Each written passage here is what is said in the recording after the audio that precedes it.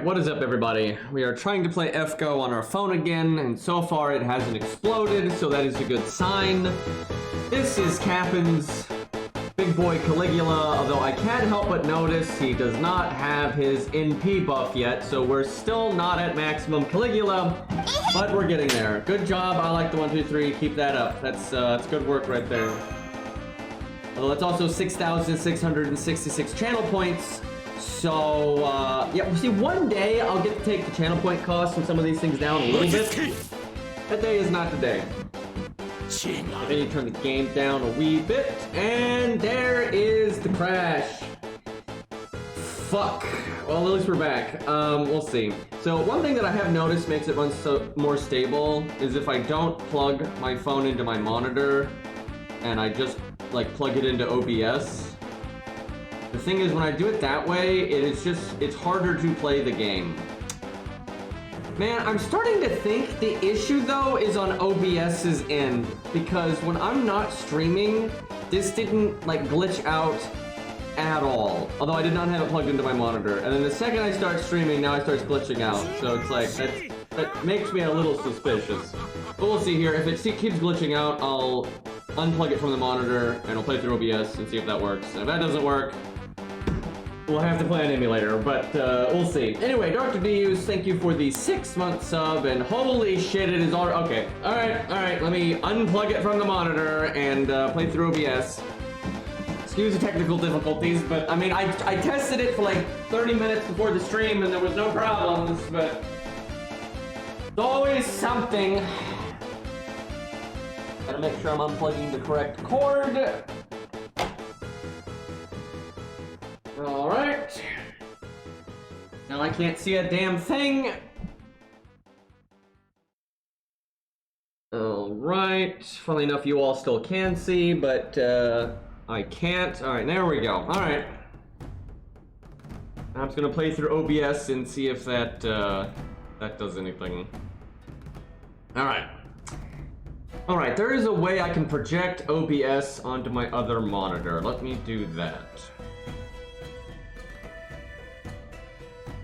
Now I have to guess which monitor it is. Hey, I guessed right. Alright, there we go. It's not too bad. It gives a little bit of a delay when I move my mouse around and stuff, but it's very minor. Alright, let's see how Caligula does. This would be a huge problem if I wasn't playing a turn-based game, but thankfully FGO is, so not that big of a deal. Alright, we need stars and NP gain. Although, see, here's the thing. I don't think Caligula's NP is worth using right now because he doesn't have his NP buff, so we don't get the defense down. So I feel like we don't worry about it.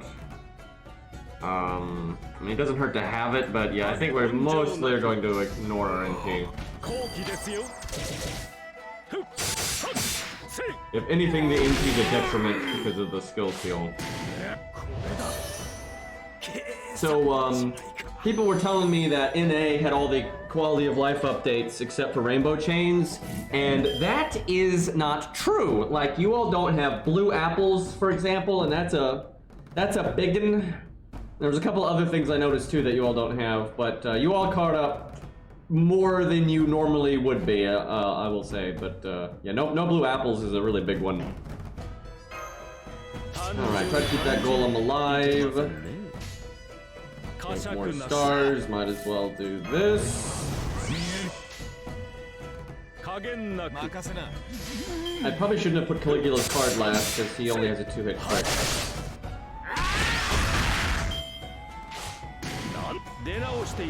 Alright, time to go boom. Hopefully we land our attack buff. Do we have the buff success chance command code? I think we do, but I don't have it on this turn, unfortunately. That would be such a big help. Gonna have to roll the dice on this one. I could wait a turn to cast it, but that's probably not... Actually, this is going to be a problem because I just realized we have fuck all star gen, but we'll do that. Double star bomb command codes will help. Not a good opening, unfortunately. It's bad luck. Caligula, unfortunately, needs a bit of luck to get his big turn going, but... have to make 28 stars work. Yeah, I saw y'all got the triple support list, so that's nice. Although, funnily enough, over on JP, that hasn't helped very much.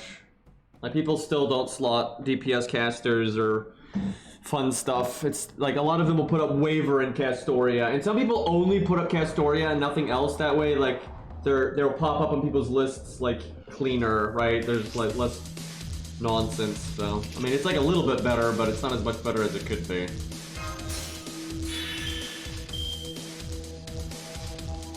Oh, that's not the best crit spread. Alright, well, we'll do this, and then hopefully we'll get the attack and defense buff.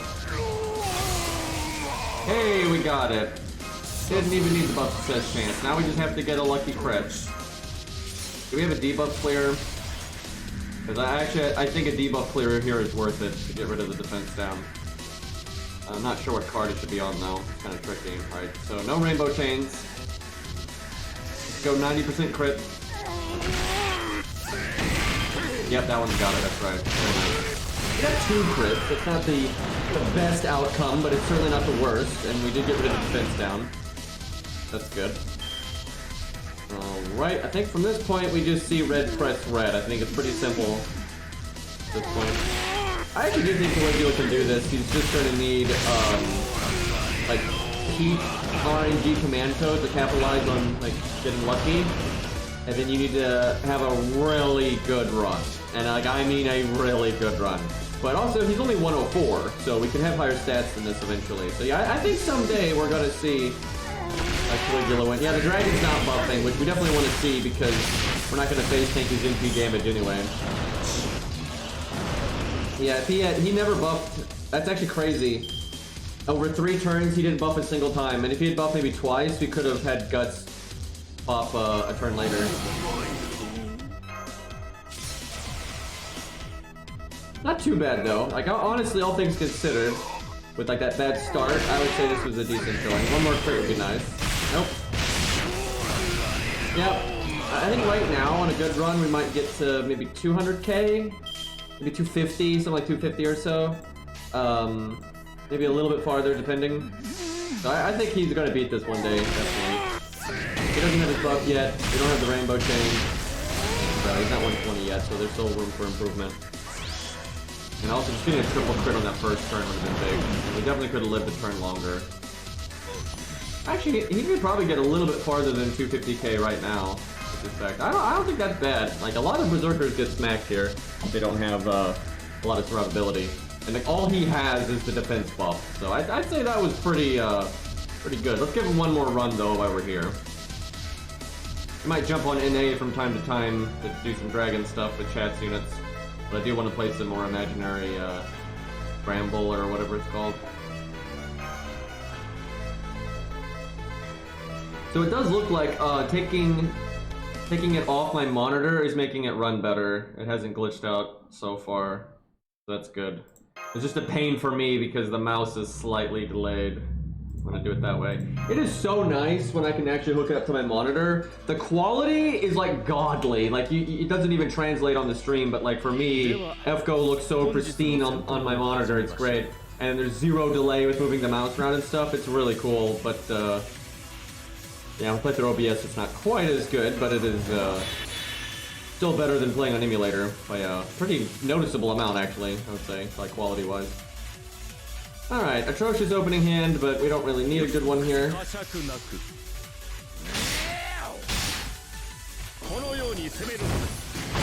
Yeah, we're on NA at the minute, but we'll switch back to JP.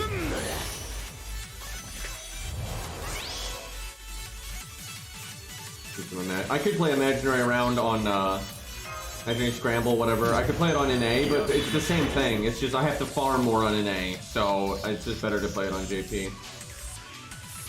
I don't need the little names at the bottom of the screen being in English, so same content either way. Did I taunt? I did. We'll do... We want to do as little damage as possible, so we'll do... wait, no, do Arc first. There we go. I will say, Imaginary Scramble is like a mid-event, but you know, the bonus fights have some fun to them, like that Lancer stage and whatnot. So I've been enjoying it. It's good filler content while I wait for them to do something real. But I won't complain. I do, however, like, it would have been really nice if they had, like, done more, like, buffed some units or did some animation updates with it. And especially with the, that story revamp thing that they're doing that, like, doesn't actually revamp anything.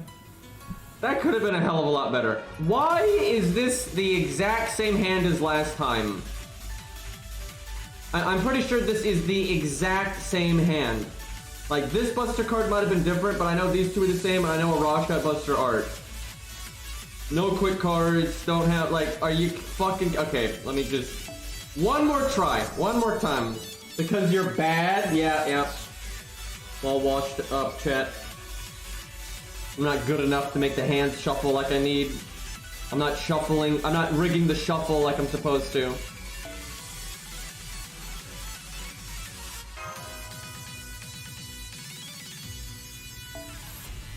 Roll better. Dude, I'm tempted to roll on JP for literally no reason to just try to get coup. I want 120 coup so bad. I'm like dying over here.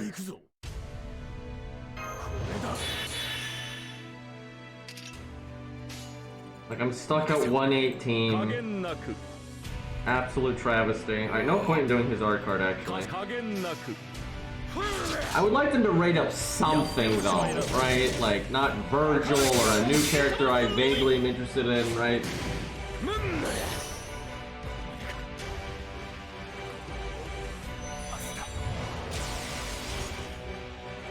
I don't even hate Jalter, but, like, she really needs an animation update.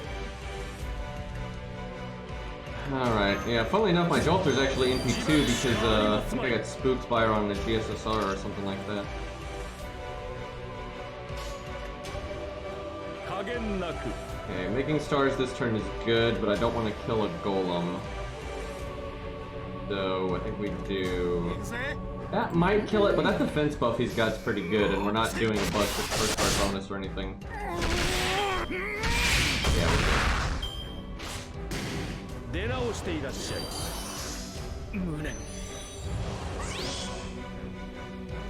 Alright, let's see. Okay, here we go. We got 2 quick cards. That'll make a decent amount of stars. Get the buff success chance as well. No Star Bomb command code though. We have quite a few on Caligula, but we didn't get any. So that's a bit unfortunate. So Arash will make more stars than Caligula. So we'll do... Wait, no, we have to do Stella, right? Almost through. And there we go.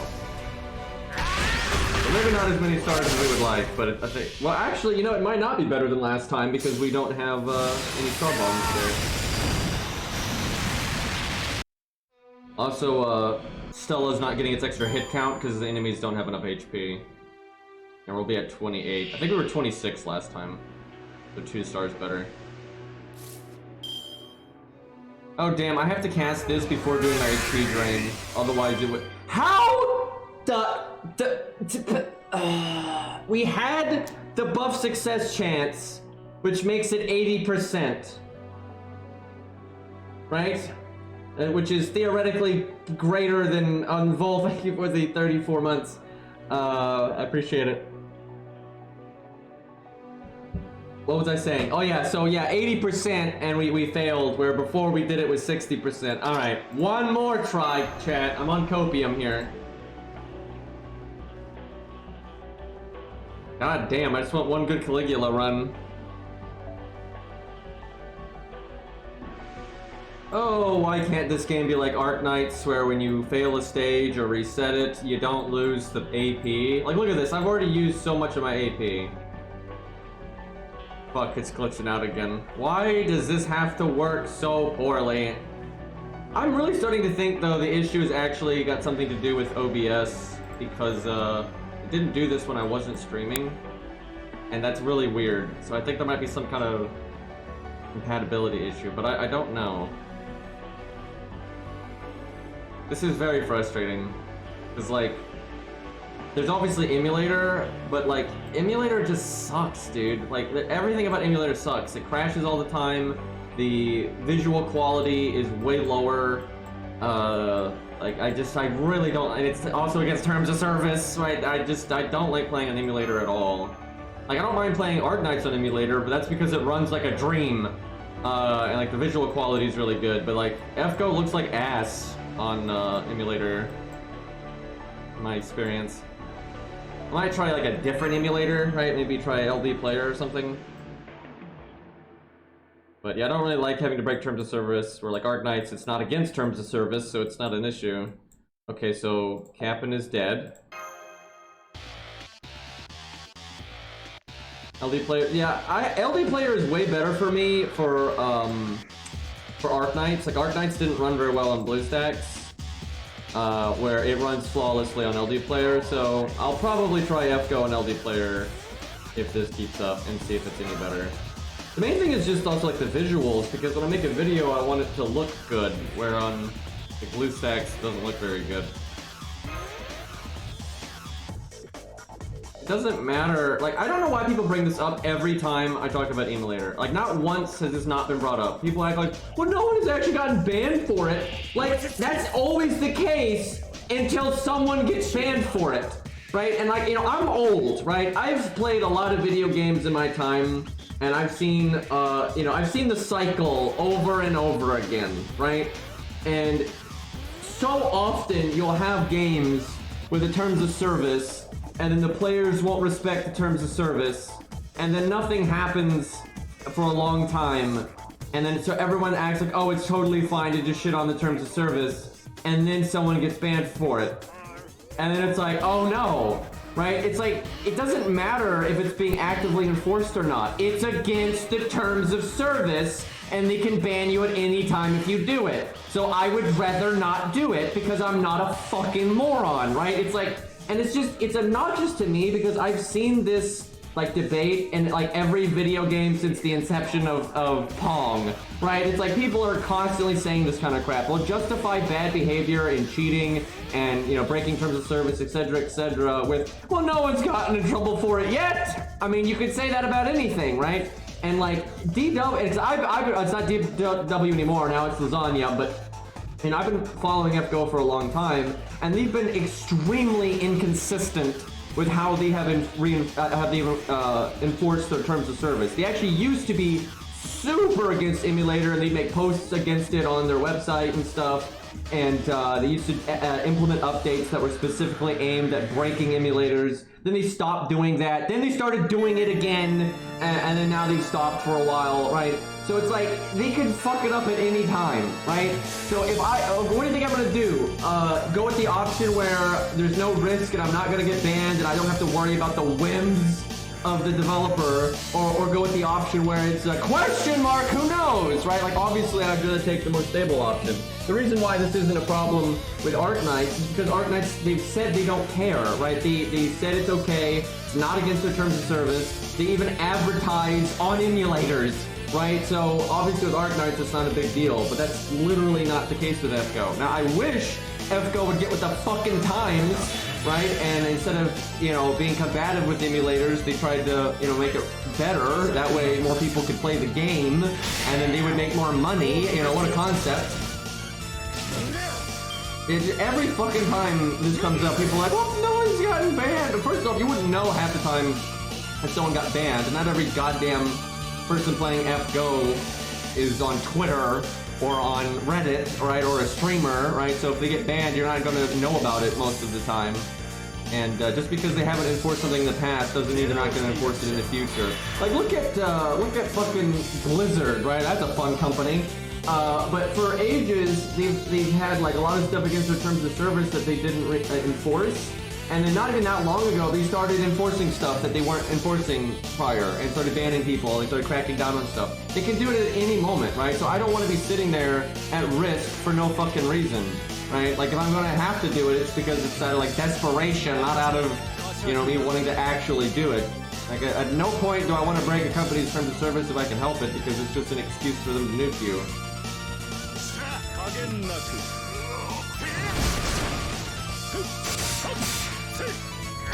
That's really bizarre they don't have an account system. I don't think even the, actually no, I have seen it, but generally even the most copium of like FGO stands will say it's dumb that they don't have an account system. But I have seen some people actually say it's good they don't have an account system. I have seen that. It's pretty rare.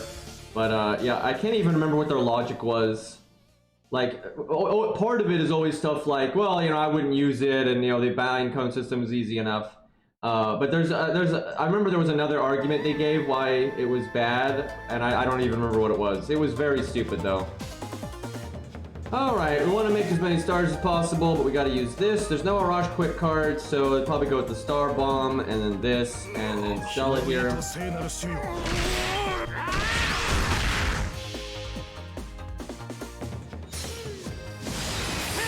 JP is available outside of Japan. Like, how the hell do you think I'm playing it?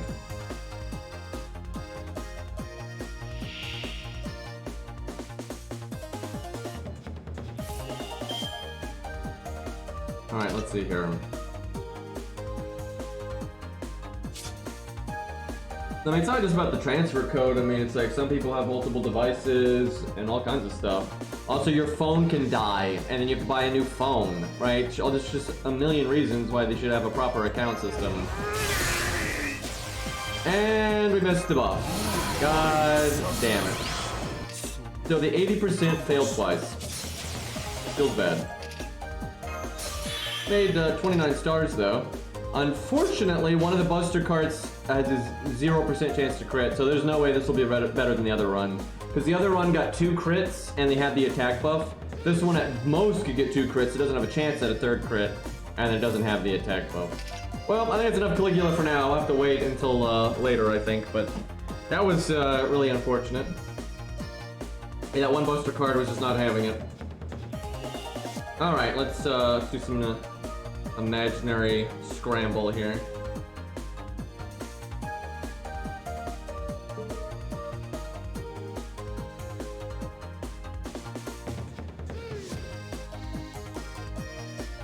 Might fight the Saber node a little bit more today. We didn't actually, we only used like Burgess and who else did we use? I think we used like one other person, but we didn't actually test a whole lot. Oh yeah, we used Say. Because Say Stan is out. Oh my god, are you fucking kidding me? Every goddamn time. Now I gotta mute the damn thing.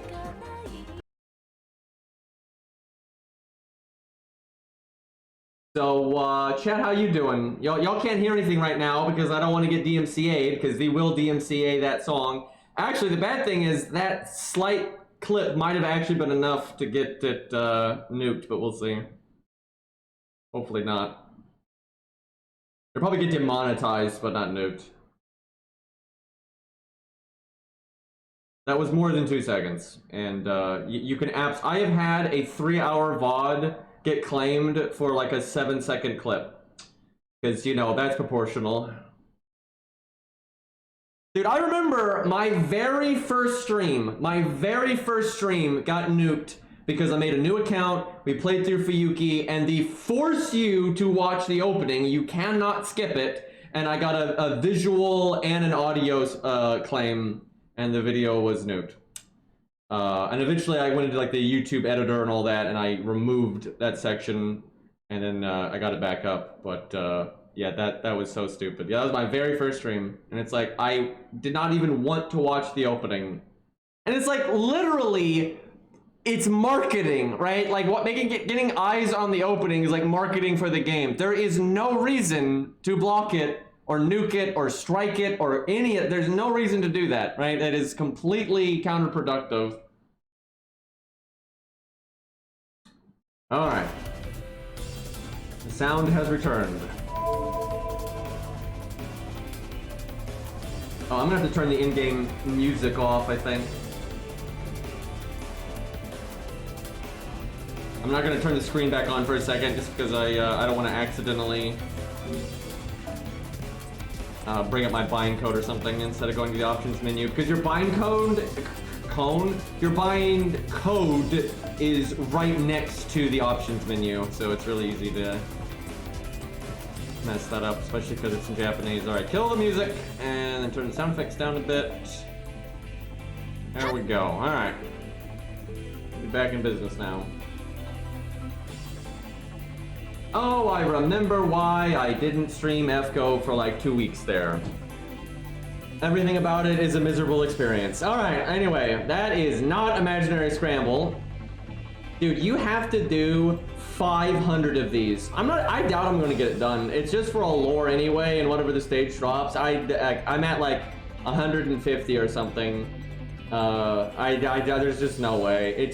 That is just way too much farming. I'll try to get this one just for the command code, but I mean, it's absurd how much farming you have to do to unlock all of those. Like, there's no way I'm bothering. Like, farming is not content game, knock it off.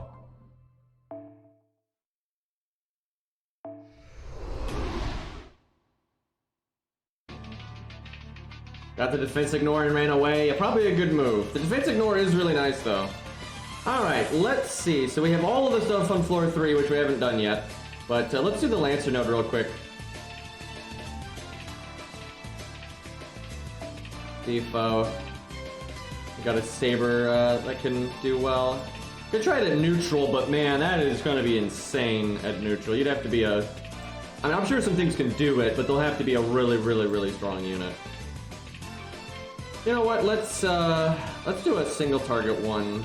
Let's see what we got here. So we got twins. That's a big Karna right there. Alright, we did it with Charlemagne, and he did it pretty smoothly, actually. Yeah, we did Charlemagne and Burgess and Mordred way back in the day. Let's try the twins out. Let's see how they do. I don't think they're gonna have the survivability for this, I suspect.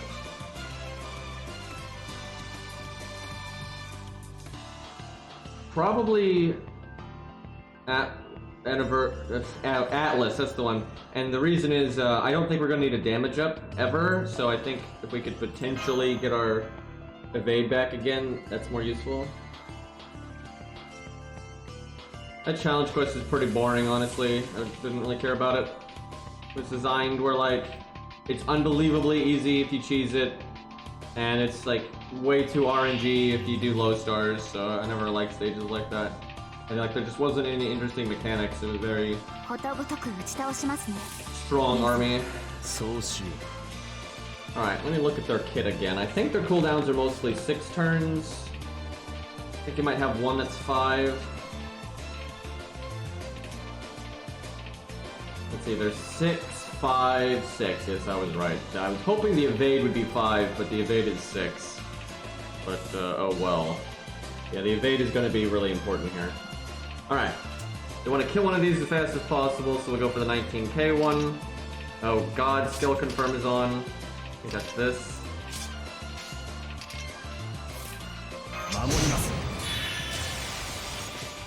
Alright, we will go with the old rainbow chain, focus on damage.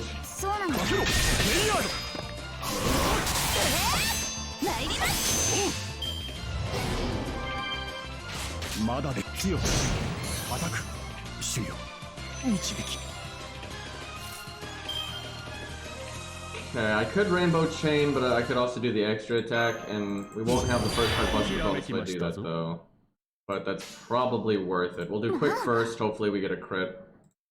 That's one nice. If you can't do Buster first, quick first is actually a good alternative now, just because it boosts the crit chance. Not that anything crit there, but we got it. Is Jolter worth rolling for you? She's pretty good these days. She's not like super crazy meta top tier or anything, but she's still really good. She still nukes bosses really well. She has decent survivability. There's not a single ruler boss fight that she won't murder.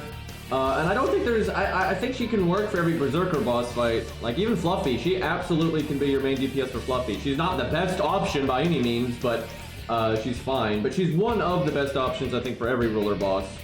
And then she's also a legitimate option even at class neutral. So if you like Jolter and you want to use her for a lot of boss fights, she's very usable. Is she going to be like the easiest unit that just face rolls everything ever? Not so much, right? She'll face roll the rulers, definitely, but she's not like bad at anyway, right? Like she is good. All right, so we are gonna get NP'd here unless I kill the 21k guy, which would be, I actually might be able to do it. Hold on, that would mean I'd have to hold the evade though. The thing is, I'm wasting the evade if I'm just using it to block something that I could have gotten rid of anyway. Huh, it does suck though that we don't have our NP. If we had our NP, I would just NP the middle one.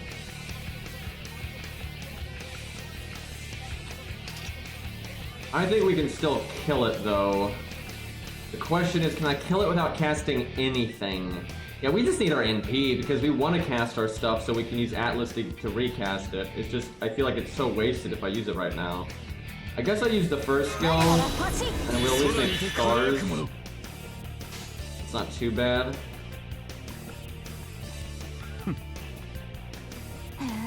Go for damage. If we don't kill this guy, we're actually going to get one shot.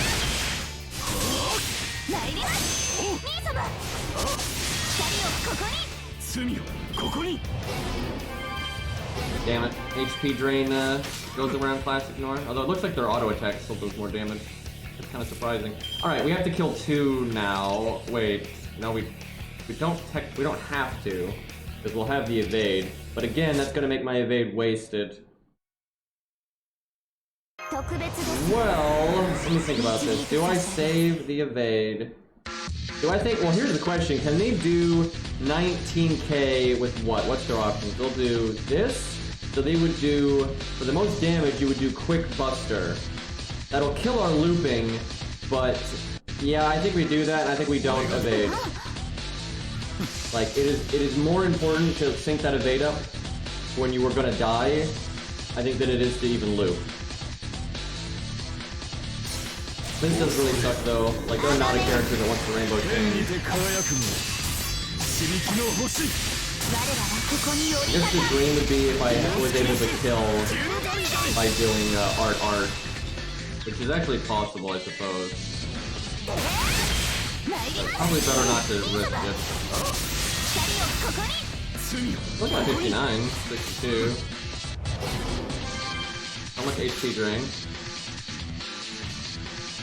Okay, see, yet again, maybe we should have brought default, because we're just sitting on this. I'm pretty sure I can do 21k here.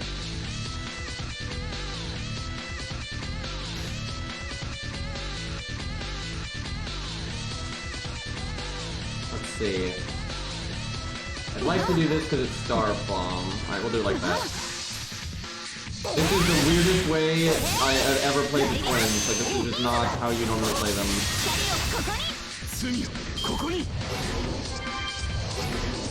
Will you guys stop doing that? It's annoying. Okay, now I think we're gonna need it because without the buffs, like no attack buff or anything, we probably won't kill. Now we might kill with these buffs, and then we still wouldn't need the evade, but alright, so now we want to, I guess we'll go with art. Try to loop now. We have art up. And if we fail to kill, we still have evade. And now that we're like low on survivability, we need to get our energy all of the time.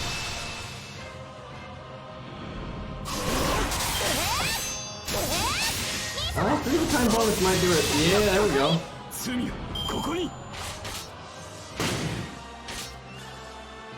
Okay, so we're gonna NP this one and then hopefully kill the 21k one. I tell you what, I'm glad they're 100 because they'd be really pushing it on killing 2 per turn if they weren't. But they're doing pretty good here.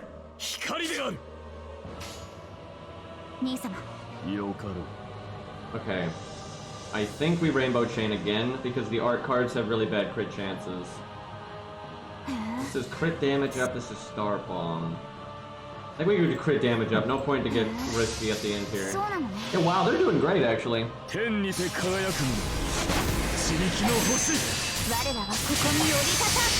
Even though we don't really want to do rainbow chains, we can if need be. And it's working out.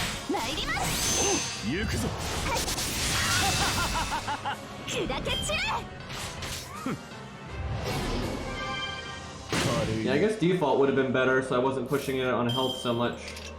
But even if I couldn't kill this guy here, we've got invulnerability, so yeah, they win. Not bad.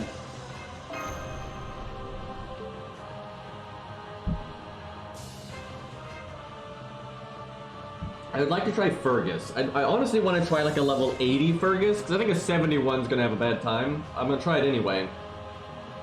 And I think an 101 might be too easy, so it'd be cool to see like 80 or 90. But we'll see. I'll give my 71 a go. I think mine is 10, 10, 10, but he might be like 6, 10, 10. Let me see. Because we're back on phone, I have to reset everything. Alright, where is Fergus? Alright, it's got Smart Sword on. Let me kill that. So he's either 10, 10, 10 or we're lacking one of the materials that he needs.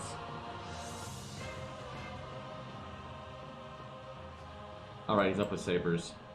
Okay, he is 10, 10, 10. Alright.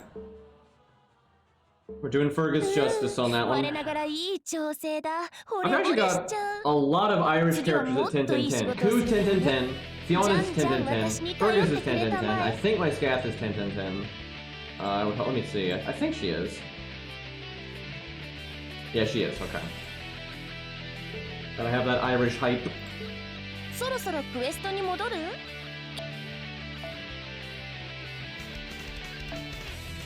What is going to be good for Fergus here?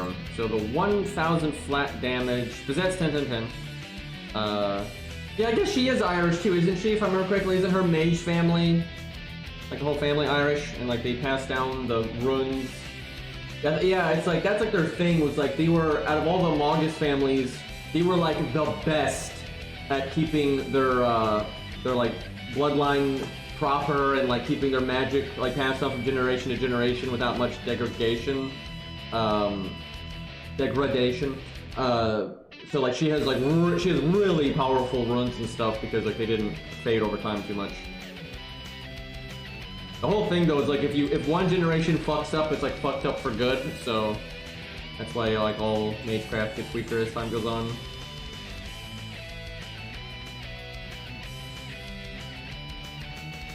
Anyway, let's see here.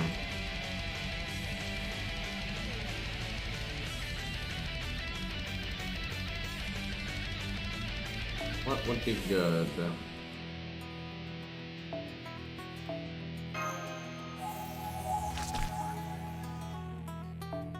Maybe Star Bomb. That seems good, because I have a feeling we're probably gonna BBB a lot, unless a Rainbow Chain is enough to kill someone, because then we want to BBB to make stars. Let me think. So if I Rainbow Chain, the goal would be stars, so at least one Buster card needs to have Star Bomb on it. That is logical. And that's fine even if you're doing BBB as well, so yeah, that's good.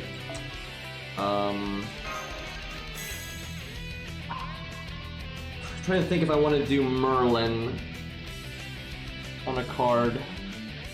Like, if you want to go super ham on NP generation, you would do Merlin on quick, NP gain on art. Is that actually worth it though? Because the other option is you do like Star Gen or Star Bomb on quick and you do Merlin on art. Or you could do Merlin on quick and just do Star Bomb on art, because actually that's fine. That doesn't seem bad. That's like a little bit of best of both worlds. No! God, please, no! No! No! No! I don't know why you would spend 80,000 channel points, and like we're not even doing anything. Like the whole reason it's that expensive is so people only use it when it's applicable. It is not applicable. This is why we can't have nice things, chat.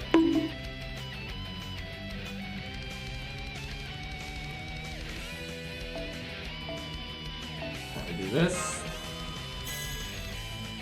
Yeah, we'll do Star Bomb on art. We don't have buffs I need to remove or anything. I'll just go with the heal. Do we need... I don't think we're gonna need heal though on our Buster cards. They won't do much damage to him with all the defense buffs. That's the whole point. We're trying to cut down on inflation, but there's a few people that don't care, and they're not going to use their channel points, so there's no perfect system.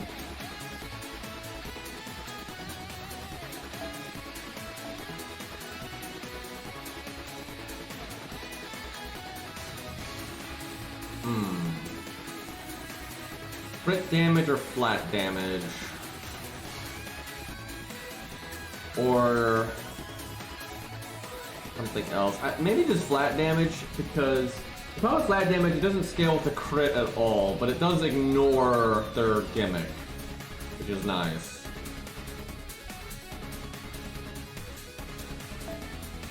Still waiting for that 1 million channel point option. I really should do it just because some people want to meme. Pyro made his like million one, I think, highlight your message, I think, which is ridiculous. It's because he doesn't want people highlighting their messages. And Neural is pretty close. I might stream Art Nights today. The only reason I might not is because one, I want to use the dismounter in Elden Ring, because I remember that sword existed. And also I'm just tired because I had to wake up early today, so one of those. We'll see. Oh wow, it's complete. Fuck. Imagine doing that on an Art Night stream.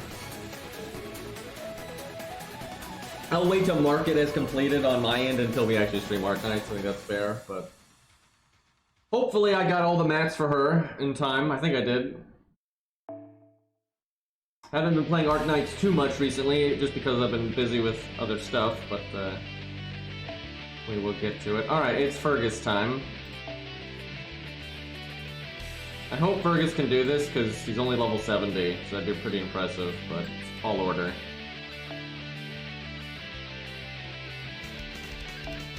I've actually got a Burgess solo of this stage recorded, but I might redo it, because that was when it was on Emulator, so the video quality is not great. And then if I could find, like, if Fergus could do it, that'd be even crazier. Although I haven't made a Burgess video in a while, so it'd be nice to do that, but it's not like this is a thematic battle or anything. Probably stick with Guts, that seems good.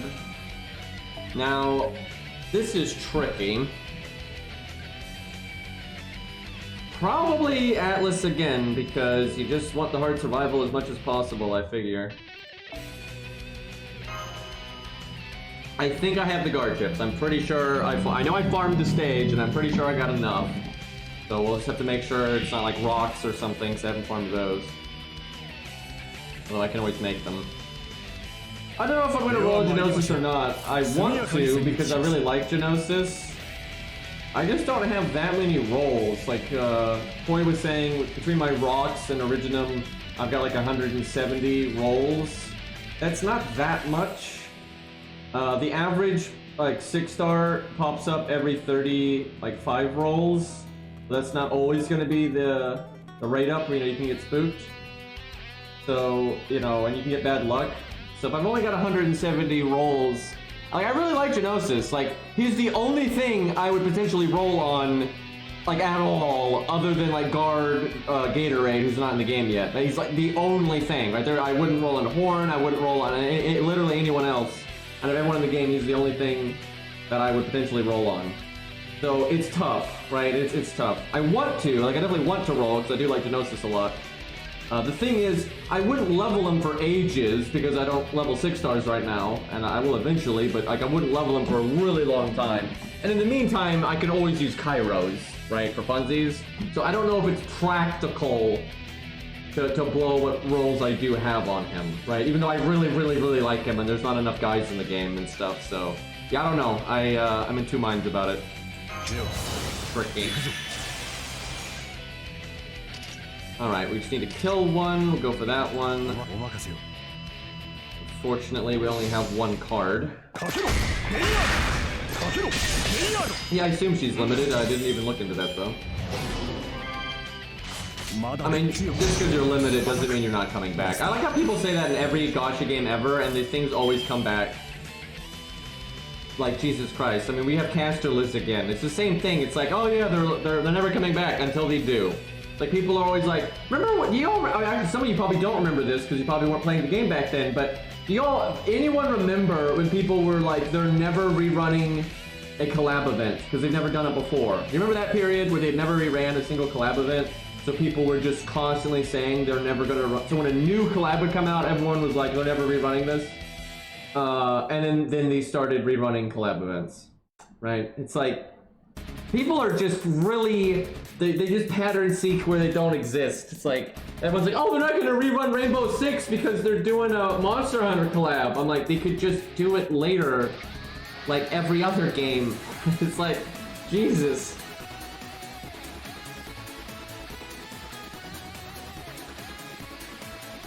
Alright, let's see. Yeah, reruns to buy time is actually pretty common, where they're like, well, you know what, we have no content. Filler, let's go. Wow, we really got shafted on this one. I'm actually gonna reset, this is so stupid. It's like, all these turns I've done no damage, and they're just gonna heal all the damage I did back with the healing.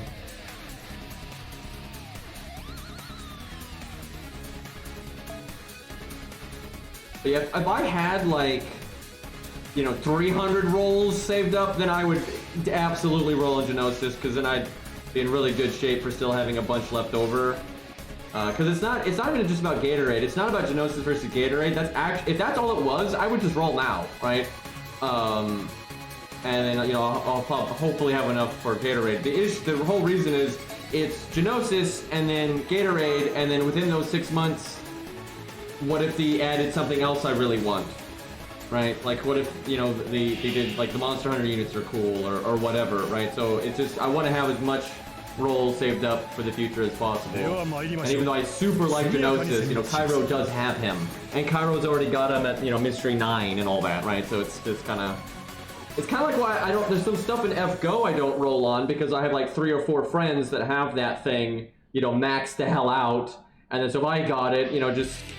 You know, getting better than theirs would be pretty hard to do, because like they're like level 100 or whatever, and so it's like kind of like Hot Wheels. I love Hot Wheels, but I tried to get them and it just didn't work out. Right? I used, you know, a bunch of SQ on Asclepius and I just didn't get Hot Wheels.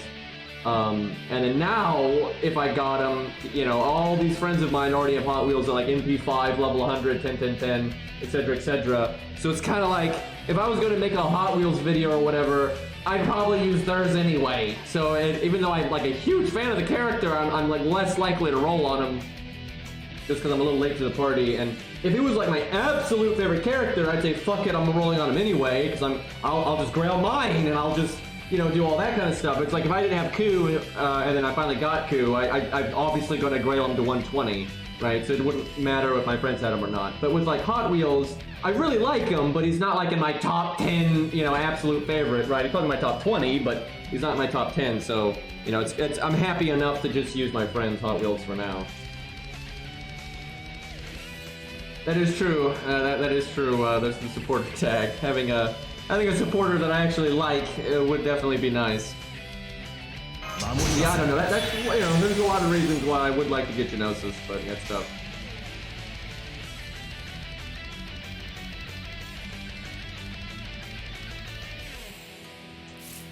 Alright. Slightly better than last time. Not way better, but I'll take it. Imagine if FGO ever fucking collabed with something, though. Wouldn't that be great? I mean, actually, they do. They just don't... They, don't put the stuff in FGO. They just give it to the other game. But they're happy enough to put Ku in Battle Cats, but... You know, we don't ever get anything, in FGO. Okay, this is so much better than last time. Like, last time we just couldn't do anything, and this time we can kill one of these guys. The question is, can I work in that art card? Probably. Can I put it in 3rd place? It's risky, but I'm gonna go for it. I got that extra attack. Uh-oh. No! I threw! Motherfucker! Yeah, I would've killed that with the BBB chain, but, well, shit. Oh, how unfortunate. And I didn't get my NP. If I'd gotten my NP, it'd be okay, but I didn't even get that. So I guess stars is what we want here. I don't actually want to use the Merlin command code, though. Yeah, I don't think I rainbow chain here. I think it's better to do that. But I should have put art in the middle, I guess.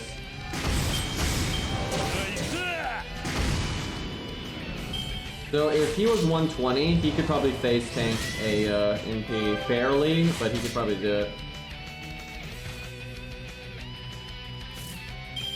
Alright.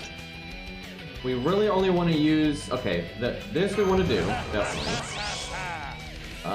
We don't actually need the crit buff. However, it'd be nice if the NP did more damage.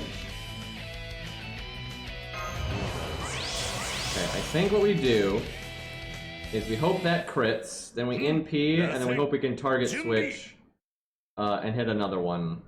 And then we rainbow chain next turn. Okay, that crit, so now the NP just needs to do 13k. Yeah, I think the spook rate in Arcanines is like 50% or something.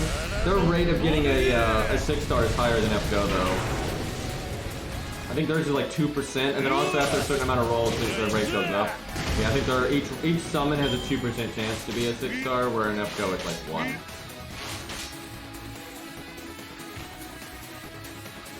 Okay, we only killed one enemy. That's pretty bad.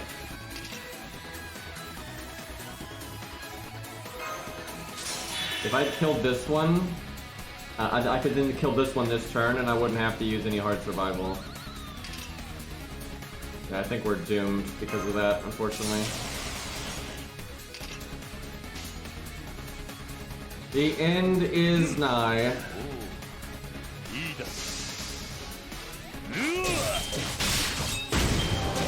Excellent NP game, though. Hit me, hit me. There we go. If we didn't get our NP there, we were in so much trouble.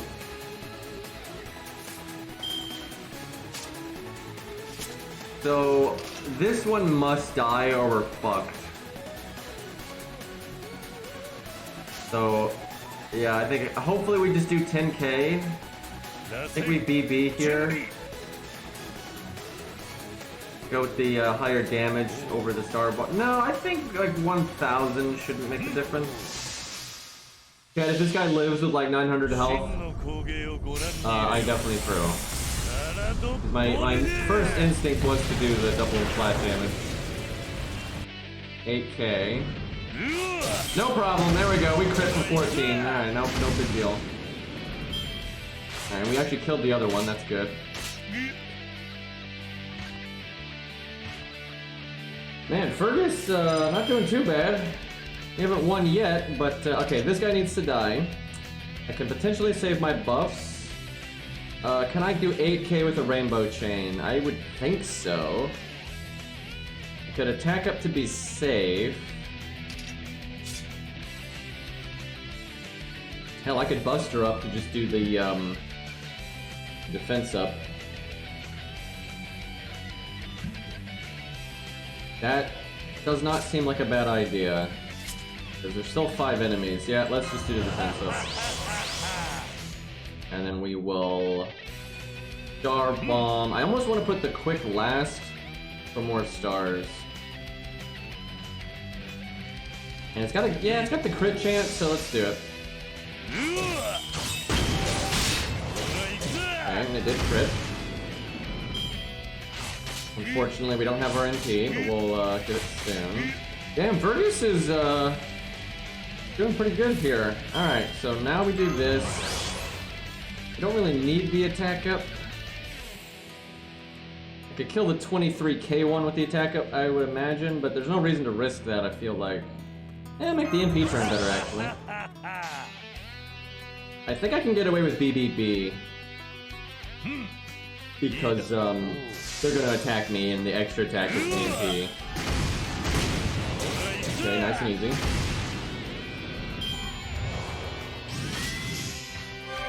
There's a cooldown on Samson.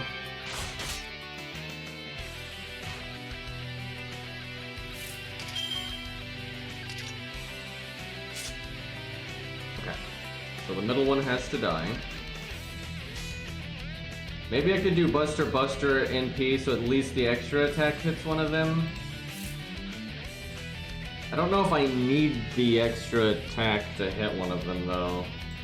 Hell, I might be able to just do a rainbow chain and be alright. What if I didn't kill one of them though? Let's not do anything stupid. I just need to kill... Okay, so... Bad thing is, We actually could die without them hitting me with an NP, because we're down to 2,000 health here.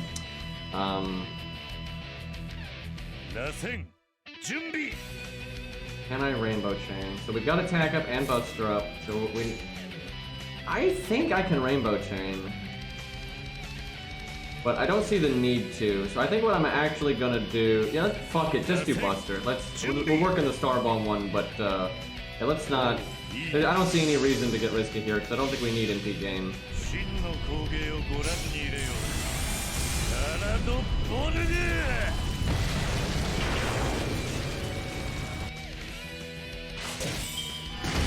The entire extra attack whip, but that's fine. I'd rather be safe here.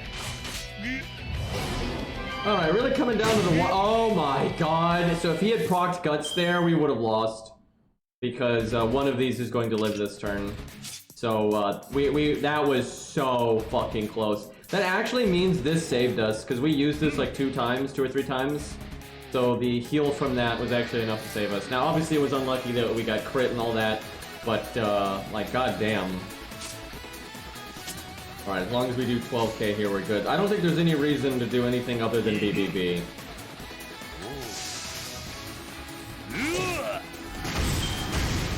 Other guy's gonna heal a bit, but I don't think that'll save him. Yeah, we got the 3 of a kind bonus plus the bonus. Yeah, he's dead. We can do 11k. No problem. Alright, that's pretty damn impressive actually. That's probably the most impressive unit to do it so far, because he is just level 70. Right, he's not grailed or anything, so that's pretty good. But yeah, Fergus is a monster as a unit. It's pretty good. That was fun though. We did have to be pretty damn meta with that. Burgess, Burger Mom, she had to be pretty smart as well though. That wasn't an easy win for her. Alright, let's go to floor 3 here. You know, if I Love Arjuna shows up, we'll use their Arjuna for that one stage. I think it was the Spriggan. I really want to see that. Orion would be alright for that as well. Which one was it? It was the Spriggan that when you attacked it, it put a delayed debuff on you that would insta-death.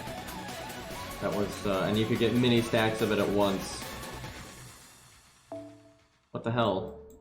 Was it a question mark? Oh no, it's this one. This must be it. It's the only saber one. Alright, yeah, Arjuna or Orion is what I would like to try here. Faust, stop! He did this yesterday. Get that out of here. God damn it. Look at this garbage. 80. I like how we got MLBK scope with the fucking 89 out of 90. No NP upgrade. I forgot to take it out. Oh my god. Anyway, let's see here. And my screen is glitching out. Fantastic.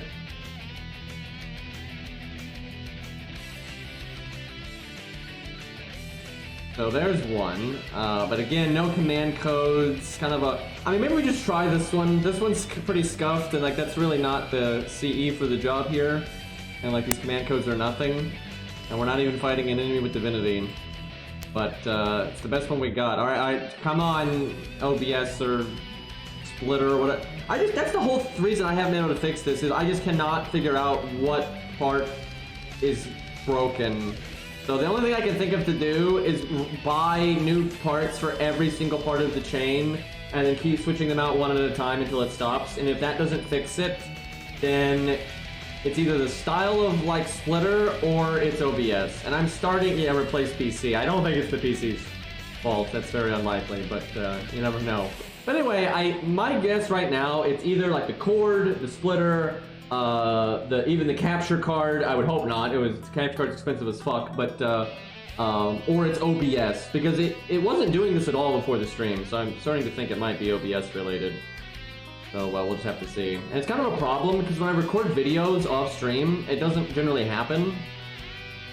But then, you know, it's kind of a pain if like I want it on one device when I stream and on another device when I record videos, right? Like it's a big problem. Okay, can we like... Can we get back on the screen here?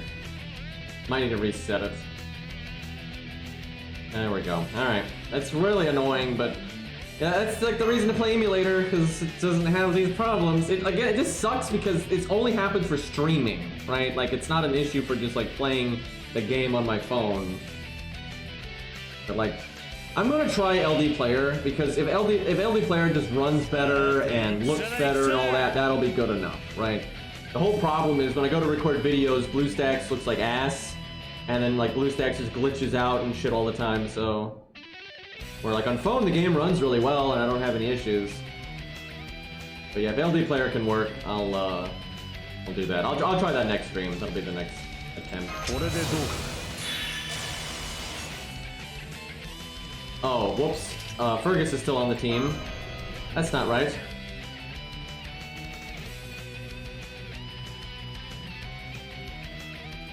Replace streamer. Yeah, it's my fault. Too toxic.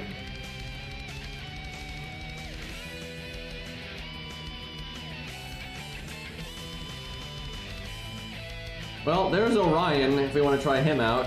He might be too easy, though, just because... Well, the enemy does have like an 80% damage resist, so maybe not. I guess we'll try it just because it's there. I'm happy to... I want to try Arjuna a little bit more, though, I guess, just because people don't use Arjuna much, and I think he really is good for this stage. Man, this is glitching out so hard. Let me try plugging it in again. That sometimes helps. Dude, this is so frustrating. It's like, FGO is just so difficult to stream and have good quality, at least on Android. That's why most people use Apple. It's a lot easier.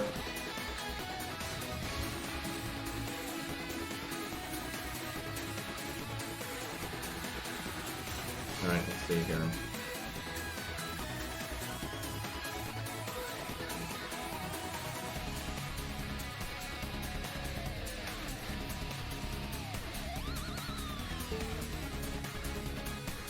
Alright. Yeah, Samsung Dex is great and everything. It's actually a really nice thing. No doubt.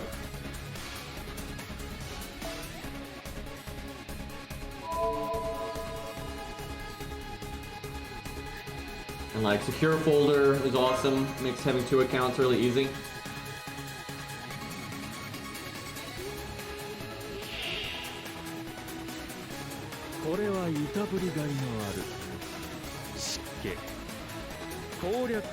Alrighty.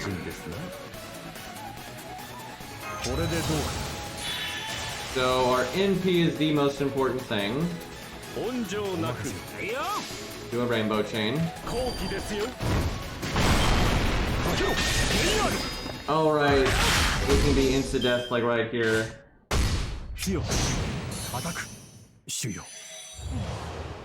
That would mean Orion would need to cast Guts. Wow, he got it. Because it can miss. But it can also just instantly kill you. Alright, quickest swipe of all time. So we need to either turn 1 NP or we need a Guts right away. Or have it miss, because it can miss. But I'm pretty sure the proc chance is actually pretty high. Either that. Oh, there's a nice Arjuna. I like the Guts. He won't. I don't think he'll need Guts here. I wouldn't think so. We'll just use him as they come. Atlas is fine. Yeah, he shouldn't need a Guts CE. That doesn't hurt, but he can just do debuff immunity from the get-go. King of Son, I don't think would work because I don't think you could kill it. Like, the enemy has so much damage resist. Well, maybe he could. King of Son would be fun to try just because of that. Although, who knows, it maybe doesn't count as insta-death just because of the weird way it procs, but I would assume it does.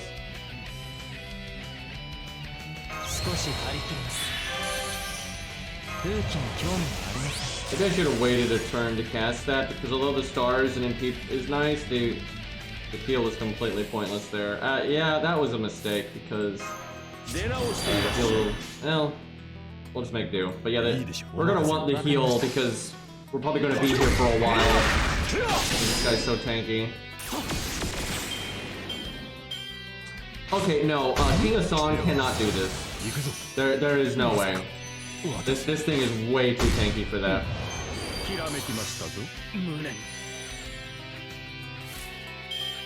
Like, not a chance. And even Orion now, I'm kind of worried isn't gonna have enough room. We'll have to see. It is pretty awesome though that Arjuna is just immune to all these debuffs. Yeah, the penguins get melted here. He's got the rubber ducky on his bow. I never realized that. I've used this skin several times, and I have never noticed that he has a fucking rubber ducky on his bow. And it's because he doesn't, in this costume, he doesn't hold the bow out by default. He only does it when he's attacking, and so it's hard to see it. But in the NP, it's pretty obvious. Monkey is defending us. I guess I see blue press blue here. The only chance we have is if we somehow insta-kill this guy. But that seems unlikely to work out. Really seems like they're strong-arming you on this one. So if you wanted to do this without removing the gimmick, because I think the gimmick's going to remove the insta-death and his damage resist, right? Where you should only do one or the other. Because if you get rid of the insta-death, then you can focus on dots. If you get rid of the damage resist, then you can just kill him while being debuff immune. Where if you wanted to do it now, you would have to focus on dots and be debuff immune. Which you could do, but you could really only do it with a pretty high-end team, or get really lucky. But his health is in the range that doing it with dots would not be that tough, actually. I want to do this heal, and I want the heal boost. But I need to NP, which will fuck up any... Okay, I guess I'll do it like this. That way I get the heal boost, and Hey Arjuna, I was just saying if you were on, we would use yours, because yours is better. Yeah, problem is the enemy seems to have like a 90 or like 95 or 99% damage resist, so we can't really hurt him. But we are countering his gimmick where he insta-kills you constantly. He's probably living longer than most people, I'll at least say that. Honestly, I wonder if you gave him like a flat damage CE and you gave him the flat damage command cards, and then he has Divinity. I don't think that'd be enough to win, but I do wonder how far he could get. So if Arjuna, if you want to do that, like get as much flat damage as possible. Oh my god, so that one person in my chat, the orange name there, he invaded me some yesterday. That was great. Sadly, every time he invaded me in Elden Ring the other day, something like went wrong every time. We never really had a good match, but that was pretty funny. Alright, let's see here.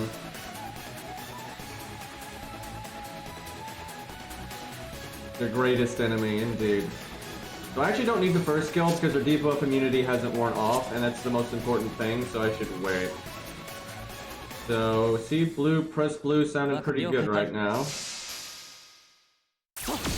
Oh wait, oh I forgot! He's NTing, I wasn't paying attention. This is what I get for reading chat. No, I'm throwing. God damn it. And look, I had like full health. This is obviously just an excuse to use Arjuna's anyway. Okay. That was a big boo-boo right there.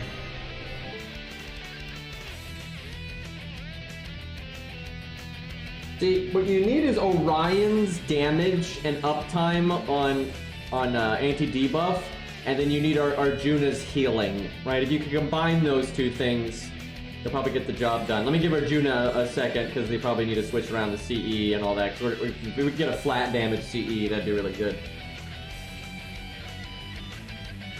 How to win through a million cuts. Yeah, definitely, we still want heal boost on art. Like, heal boost on art is good, but then flat damage on art is good.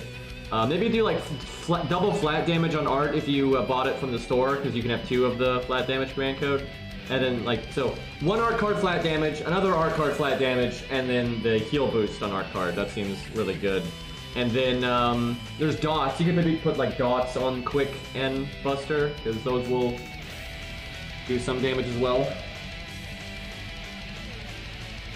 Now see, it'd be kind of cool to use Tomoe Gozen, because she can apply quite a few dots, and she can have like all burn command codes and stuff, but she would die immediately, because she has no way of stopping the insta-death. Because he'll apply it to you like 3 times or 4 times if you do your extra attack. So there's just no living. And even Hercules dies pretty quick. Let me refresh. Yeah, no, I Love Arjuna's got a hell of an Arjuna there. Living up to the name, by the way. Okay, we got the demonic CE. It's not limit broken though, so it actually doesn't have as much flat damage. If you do by chance have it limit broken, go with that, but I figure you just don't have it. Yeah, see if you got the other flat damage command code. I've never seen a 120 Arjuna, but there might be one out there. I'm sure I Love Arjuna will get it eventually though. Worked on the command codes? Yeah, I'll give you a second here. Oh, and Arjuna's got Orion as well. How about that? Alright, chat. What unit, if any, are you trying to get to 120? Or you have at 120, because some of you already have done it. Especially on NA, because you bastards got the coin system so early, you could, like, roll on server. And it wasn't just you getting the coin system early, it was you guys knowing that it existed. So things would get rated up when you all didn't have the coin system, and you already had that unit in P5, and then you rolled. No one did that on JP because they didn't know. Ozzy, that's a fun pick. And then Hans, same voice actor. Burgess, Arna, Charlotte. Charlotte is pretty popular. And Archer Artoria is such a monster if she's NPing over and over. It's crazy. With those stats at 120. You had a couple of Aussie people there in chat.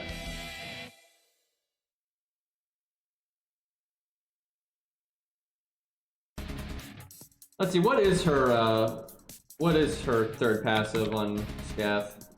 Let me see. I have a feeling it's like anti-Lancer, which isn't very good.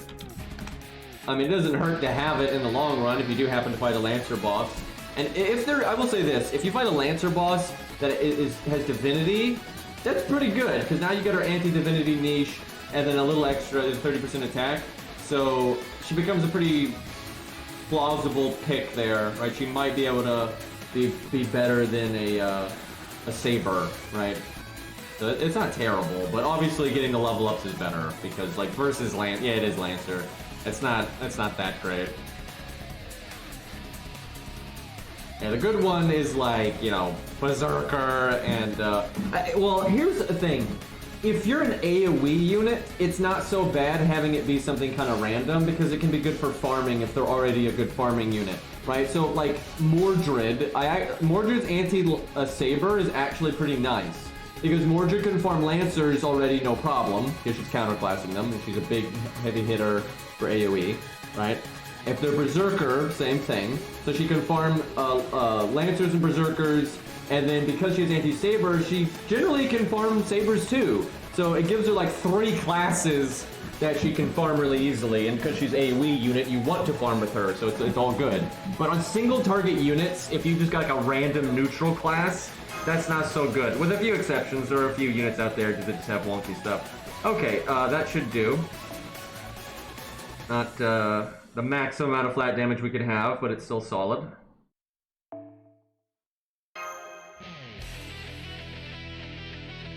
Yeah, Anti-Avenger, not so good.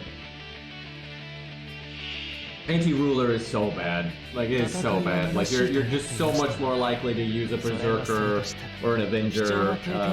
And for free, even for free-to-play, right? Free-to-play is going to use Darius or Lubu or Mori or whatever, right? They don't have a lot of reason to use like it's not even neutral, it's being counterclassed, so.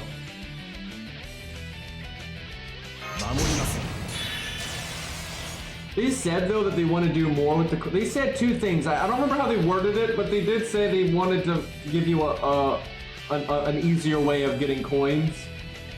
But they were pretty vague about that. It was that big interview that they did, so I don't really remember what they were implying with that. But anyway, I think they also said they wanted to give you more things to buy with coins, which is kind of a mixed bag, but alright, let's get the debuff immunity going right away.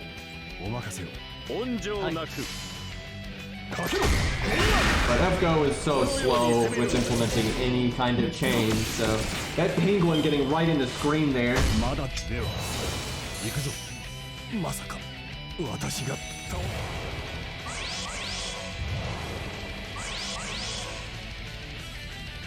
Shin Gong did not get insta-death. That's actually a bad thing, because I'd rather have Arjuna's deck at this point.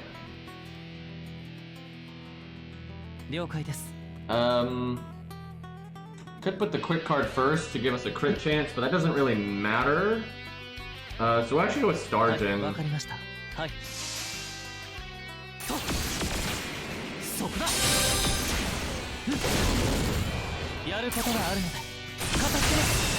Boy, we are gonna have a bad time here.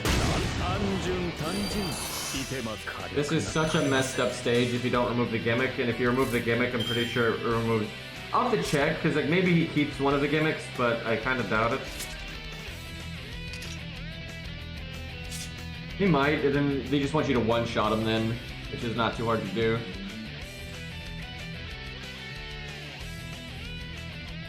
No point in healing yet.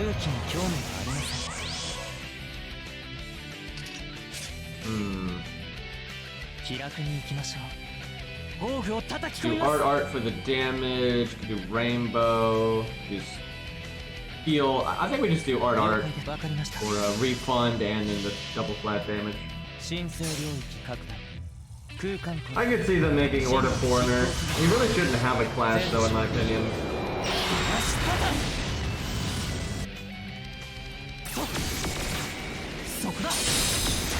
We are doing noticeably more damage though than last time, especially with those two art cards.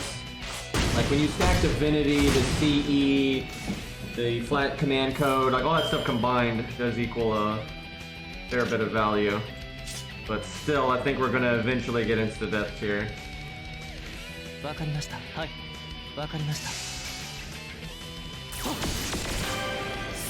to fight the Crystalline Trio. That boss is so dumb. What a horrible boss. Yep, Mace, blunt damage, that's the way to go, absolutely. Yeah, he double crit us there, I saw that. But we were saved by a mysterious force. I don't know what that was, though. Hey, Otto, what's up, man? We are doing, Arjuna nonsense, paying us no mind, but thank you for the raid, I appreciate it. Alright, let's see here.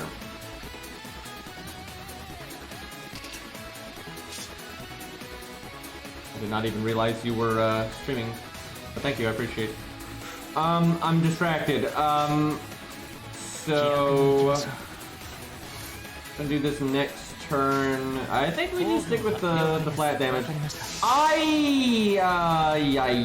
Same reason as last time, by the way. I'm looking at chat and then I don't remember that the boss is about to NP me, and thankfully though, you know, the app is just so unstable, I don't have to worry about it. Actually, the app is running fine on phone now. It's like not having any problems anymore, which that's nice. The issues are just with the capture card bullshit. But Emulator still runs like dog shit, so I'll have to try LD Player out. I'm actually excited to try that because for Arknights, that did the trick. Arknights ran really well over there, so that was nice. Yeah, we saved Scum, boys. I didn't want to go through all that again. If I was recording, I'd probably have to reset there, but if I was recording, I wouldn't have been distracted, and I probably would have noticed he had his NP, so, you know, there is that.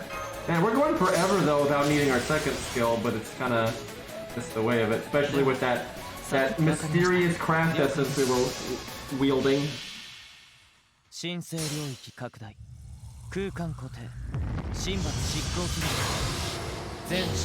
Rubber ducky, give us strength. Yeah, it is different if you just forgot something, it's true, but, you know, ultimately a mistake is a mistake. And you're not supposed to be able to do it, right? Like, it's obviously not a game design thing.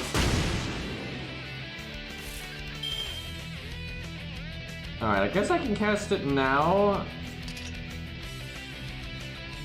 I really wish I didn't have to Atlas right now. Like, I wish I had a way to survive one turn. Technically, the insta-death could miss 3 times in a row, but the odds of that are pretty bad. But it'd be really nice if I could cast it again on its own and then Atlas it the next time. That would be really, really nice. But I don't think I have a choice here, so I just have to do it. Yeah, even Orion, I think, is gonna have a hard time here. If the damage resist is just so fucking high. And like, you don't have a lot of units to pick from because of the insta-death, so... This one is possible though, I think, without removing the gimmick. Especially in team play, because you could do a dot setup that has anti-debuff.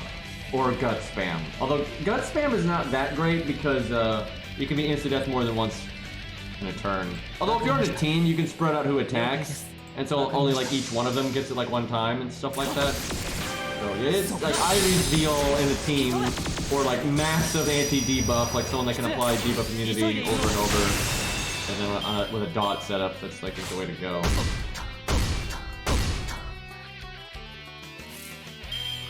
Alright, might as well cast this for the tiny damage. I mean, hey, at least Arjuna's getting this far. It is actually better than most units. I think if you try to solo this with the majority of units out there, you're going to get crushed. They're either going to die to the insta-death immediately, or they're just going to have no way of dealing with the damage cut. Or damage resistance, excuse me.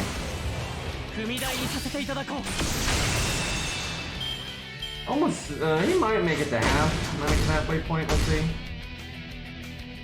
Could probably win if you use CS, if that means anything. Don't think there's any reason to heal with the command code. We're seeing a lot of blue, press blue. I'm actually thinking he's gonna do better than Orion, but we'll see. I feel like Orion will just get picked to death. Orion does have like unlimited uptime on his debuff immunity if you are keeping your NZ up. And that's really good here, but I'm not sure you'll have a... Well, I don't know, maybe, let's see. Let me look at Orion's kit. He'd have to have like healing command codes and stuff though, because he's absolutely not going to live forever by his own stuff.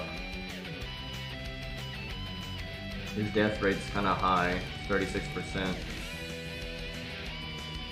All he's got is the guts. He does have divinity though, so he's got 175 flat damage, that's something. And he's got enough damage that he probably will do some through the damage resist. Well, it depends though. Probably not that much though. I have a feeling it might be 99. I don't know if it's 99 though, it might be like 90 or 95.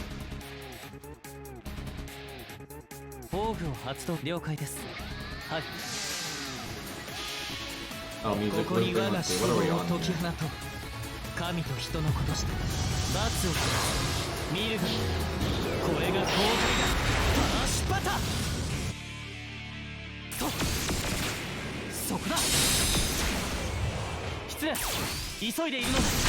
Oh, we're definitely gonna make it to the halfway point. But, our debuff immunity is about up. He's gonna NP. I don't have any hard survival left. I'll probably face tank this one though. But yeah, I think our time is nigh. We can go for like a copium insta-death, I think, at the last second here, but that doesn't seem like that's gonna work out. And I think King Hassan is just immune to the insta-death, but yeah, I don't see him being able to do the damage.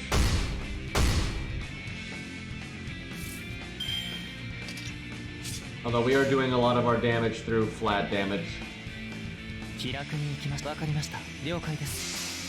Alright, well, the end is nigh. We did make it past the halfway point. I mean, honestly impressive. Like, that's actually impressive considering how bullshit this is if you don't remove the gimmicks. I want to remove his gimmicks once, because I do want to see if they get rid of the damage resist and the insta-death. Because if they only get rid of one, there's still some fun to be had there. But I just have a feeling they get rid of both, which will kind of just kill it. Maybe we get lucky and all three of these are gonna fail. Oh! Oh! Oh shit, boys, he's still alive. Oh baby. And that means we get to use our anti-dot again. Let's see what his death rate is. Let me see. Maybe Arjuna has a a low death rate. Kind of would fit with his character and everything. That's 31.5. It's not the worst, but it's certainly not the best. Arjuna built different. Yeah, that was lucky as hell. Now we get to live another 5 turns at least.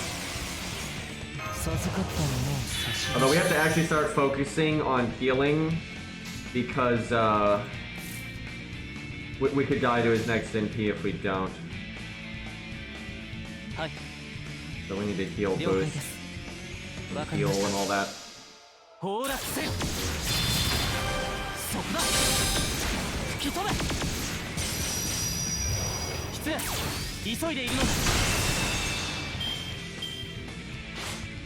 Don't you... What the fuck, man? I know you're a Spriggan, but like, shit. This one doesn't cast the crit stuff as much as a regular Spriggan. Damn it, man. He just did over 6,000 damage to us. Also 98%, by the way.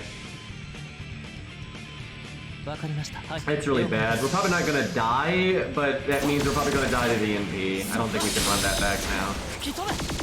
Of all the things to kill us, the classic Spriggan crit. He's doing it again. You only had 1 crit up buff. This motherfucker had 1 crit chance up buff, and he just crit 4 times in 2 turns. Oh, we just got absolutely floored, dude. Dead men be we. Alright, we'll do this. And then the heal boost because, you know, gotta try. Yeah, he's mad about the insta-death fail, so he's just like, I'll do it myself. If you want a job done right, do it yourself. Friggin' not relying on his gimmicks over here. Just doing the tried and true. Man, that sucks. I really wish we had, No, don't do that again. Knock it off. Yeah, see if he doesn't crit. By the way, we got elite health. So yeah, if he didn't crit all that, I think we would have enough health to face tank this. Now, we were eventually, you know, we were gonna run out of this again, and then odds are the next round of instant death would have gotten us. But we did our best. I'll do the heal boost just to be on copium here.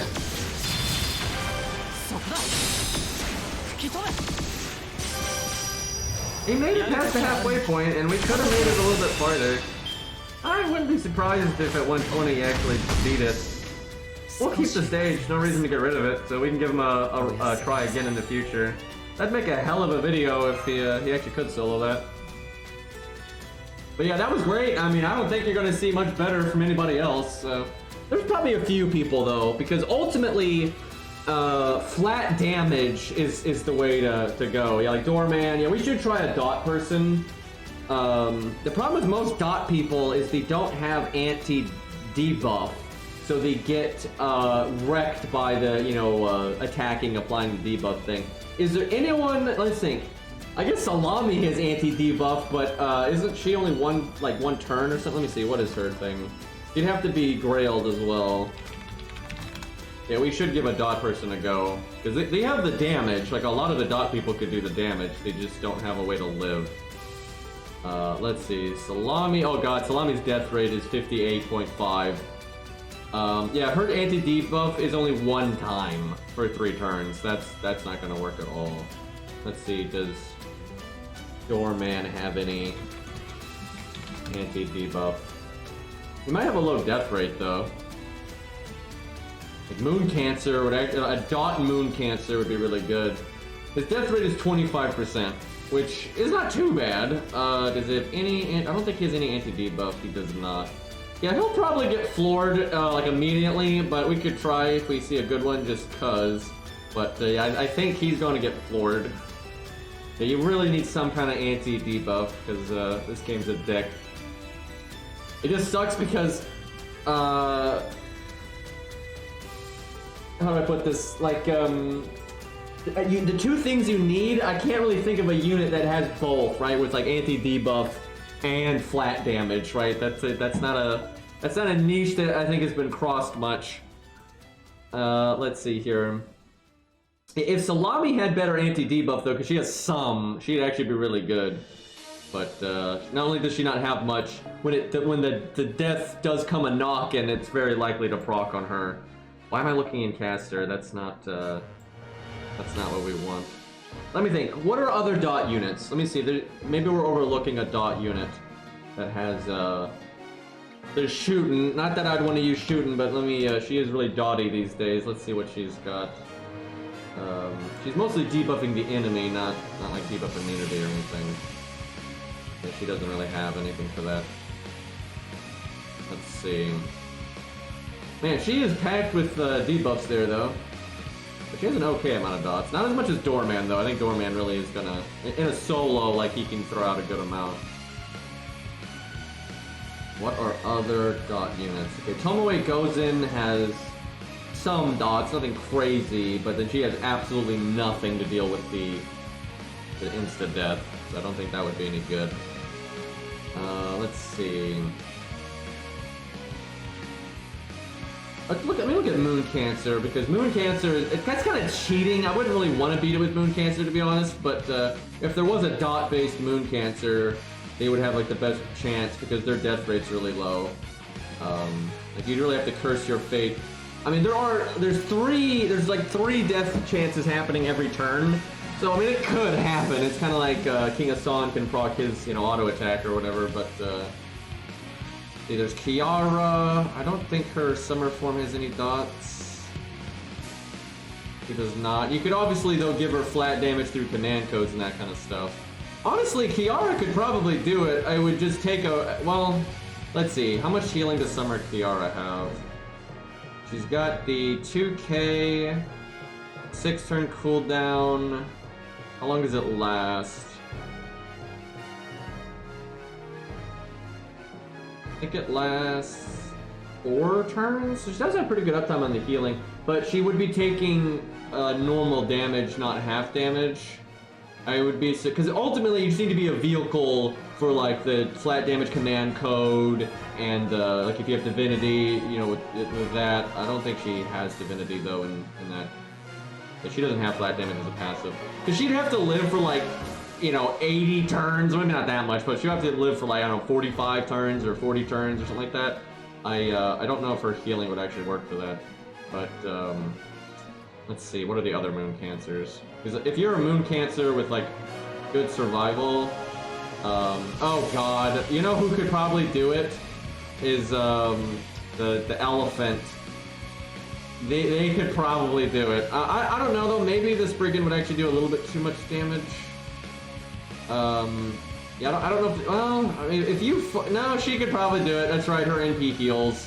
NPs that can heal are always busted because there's no cooldown. Yeah, I think she could do it. That would be awful though, dude. That would take so long. Like, at that point you're winning, but at what cost? Like you want more than just being a vehicle for the command codes, right? If you're just a vehicle for the command codes picking it to death, you're gonna be there for a really long time. And yeah, I'd rather not do it with a Moon Cancer anyway, because that's just kind of a boring way to circumvent the gimmick. But yeah, I do think Jinko could do it. And maybe Kiara maybe. Like that's you're really pushing it on the survivability because you're gonna be there for so long. But like, she might be able to do it.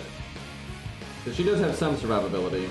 The Spriggan will hit kind of hard though if you're not an archer. Like it'd be tough. Like it'd be tough for Kiara, but like a maybe on that one. What about BB? Does BB have any dots? I don't think so. He does have a heal, but it's on a 7-turn cooldown. It's only a one-time heal. It's nothing crazy. It's Summer BB. She does have flat damage though. She has Goddess Essence, so she has flat damage. So that speeds things up a bit. Her NP drain would help, I suppose. I mean, she has everything but the survivability, right? She's got the flat damage. She's got the basically no death rate. Yada yada. She has some survivability, but I don't think she has enough survivability. I'd be pretty surprised if BB did it. And another BB definitely doesn't have it. But yeah, I'd say Kiara and Jinko's the best. But I'd rather try someone that just has dots, right? Instead of being like a vehicle for the command codes, because that's just silly. Let's see. Dots. I mean, Doorman, obviously. He's probably the best out of the box. Shooting's alright, but I think Doorman would be the best out of the box. Funnily enough, I just realized on screen we have Summer BB just sitting there. But yeah, I think I do think elephant nonsense is probably the best way to do it. You will suffer greatly. Okay, well there's a Doorman if Arjuna wants to set that one up. There's also Kairos, obviously. And then there's Summer BB. I can think of several units that have some dots, but not enough to like win real quick. Kairos actually already got some command codes on there. I didn't realize Kairos was only NP1, although I guess it doesn't matter very much in this fight because you're not doing any fucking damage with your normal stuff. But yeah, I didn't realize Kairos was only NP1 there. But yeah, we'll give Arjuna a second because we just need the command codes, right? We want like every cursed command code possible. There's no point in trying to do healing or anything because you're just not gonna. That's not gonna happen. Unfortunately, though, there's a real chance that even with his double guts, that he just boom dies. That's absolutely possible. That's why like you want debuff immunity or moon cancer, but like, that's no fun. But you could do that. Let's try, while we're waiting for Arjuna's, let's just use Kairos real quick and kind of see what it's like with the death rate. Because I have a feeling we're just going to explode, but you know, we'll see. Maybe we can get lucky with the guts and stuff.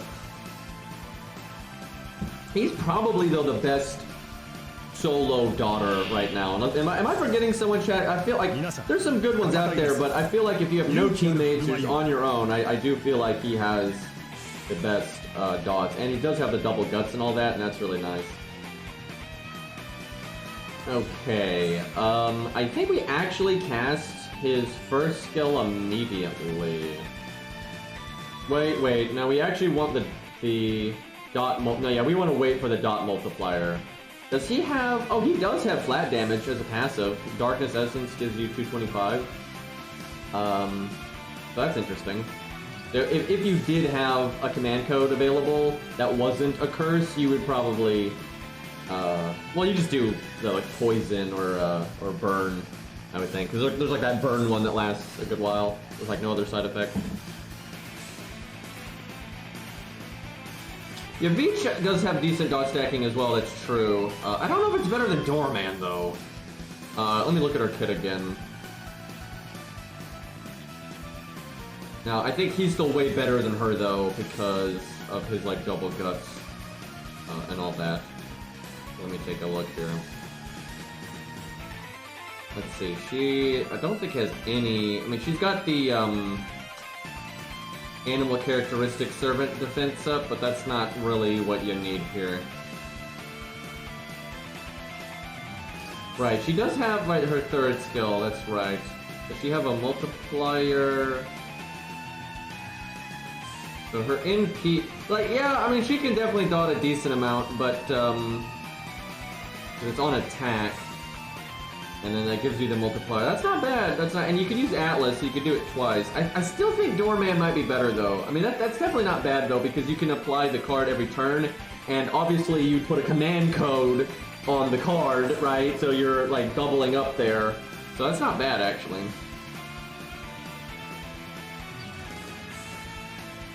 Oh shit, you're right though, her death rate is decently low. Yeah, actually, she would have a shot at it then because of that. The only issue is she's gonna die really fucking quick. Like, she's not really built for soloing in terms of, like, the survivability angle. Right, if the boss does actual damage, they'll kill her really quick. She might be worth trying just for funsies, though. Because, like, she does have a low death rate, but it's not kind of, like, total nonsense like the alter egos are. So, yeah, she has a shot at it then. Yeah, that's not, no, like, if she had survivability, actually, she would be the best pick, I think. Just because of the low death rate. Where Doorman's death rate's a little yikes. Do I guts right away? Because I could just NP right away. And in that case, I should actually do our first skill right away. Okay, hold on. Let me see here. So our guts last 3 turns. I mean, I think it's very likely. Oh, it's 5 turns. It's the other skill at 3 turns. Yeah, it's very likely that 2 insta-deaths will go off in 5 turns. So, you know, I think we NP right now. We first kill right now. I think that's fine. Now, we're only going to get 1 insta-death chance on this turn. So, if we get insta-death this turn, that is just stupid, dumb luck. Like, that's awful.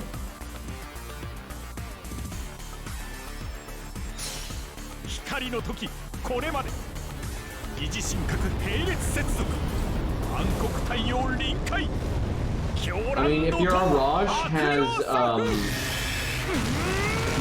his passive that gives him starting NP, obviously, you know, then you can use his battery right away and get his NP without having a damage up, so that's always good. For our support list, though, I don't think I would do the overcharge one. The reason is most people are going to summon it for farming or just the speed, and they're not going to want to, like, obviously it's way more damage, but like they're not going to want to wait, right? So I would put up the starting NP one, right? With like aerial drive or something like that. And then if someone like needs the more specialized thing, you switch to it. So yeah, I would just go with the starting NP as long as you have his passive at rank 10. If you don't have his passive at rank 10, then you're going to want like Sakura Scope or K-Scope or whatever. But yeah, if you got the passive, then do that. Because most people are going to not need the overcharge, I would say. Alrighty. I don't think you can insta-death this guy. I looked on Atlas DB, not for this stage, but I looked on Atlas DB for some of the other stages, and the enemies were had 0 death rate. And we actually have NP'd this guy with death chance before, and it was just never proccing. Now, I don't know for sure, though, that this guy can't be insta-death, right? Like, it might be possible, because there are some big boy bosses where they do give them, like, you know, a tiny little death rate. But yeah, I have a feeling that they made all of these immune, but we'll see. Yeah, I think it was the Lancer stage that I looked on Atlas DB, and they all had 0%.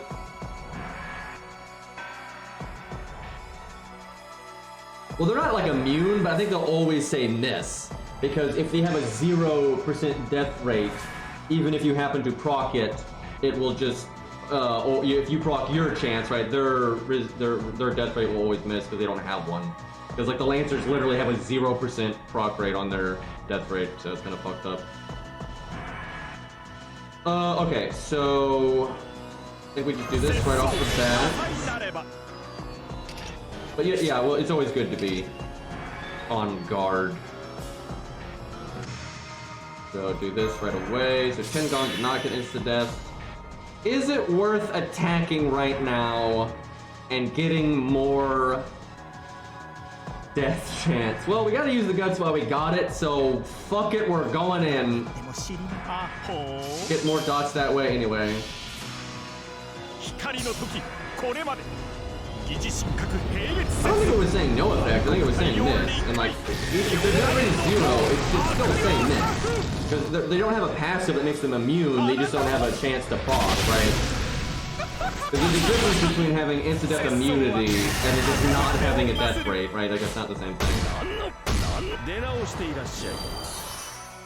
Okay, we have 4 chances to die, so that's a thing. Right, miss? Oh, well, no, there's one. I mean, we really can't complain. Like, the odds of you not getting insta-death is pretty bad, so it is going to happen. Alright, well, we stunned him, so that's a thing. Let's see.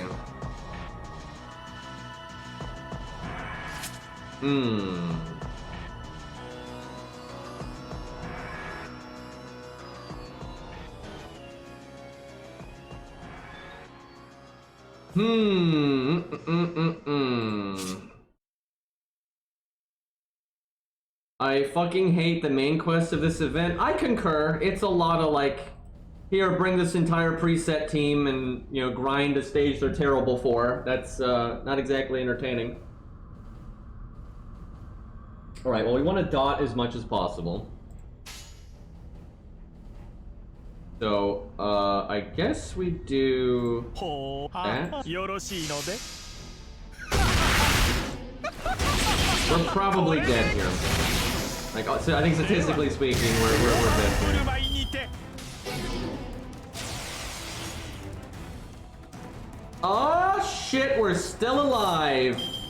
Unfortunately, we don't have any guts left, so our, man, I want to live one more turn to at least do this with all these multipliers and stuff, but, alright, if we're probably dead, we might as well apply another dot instead of quick chaining, just because this is probably our end, so just for the pride of it, you know, go for, more damage.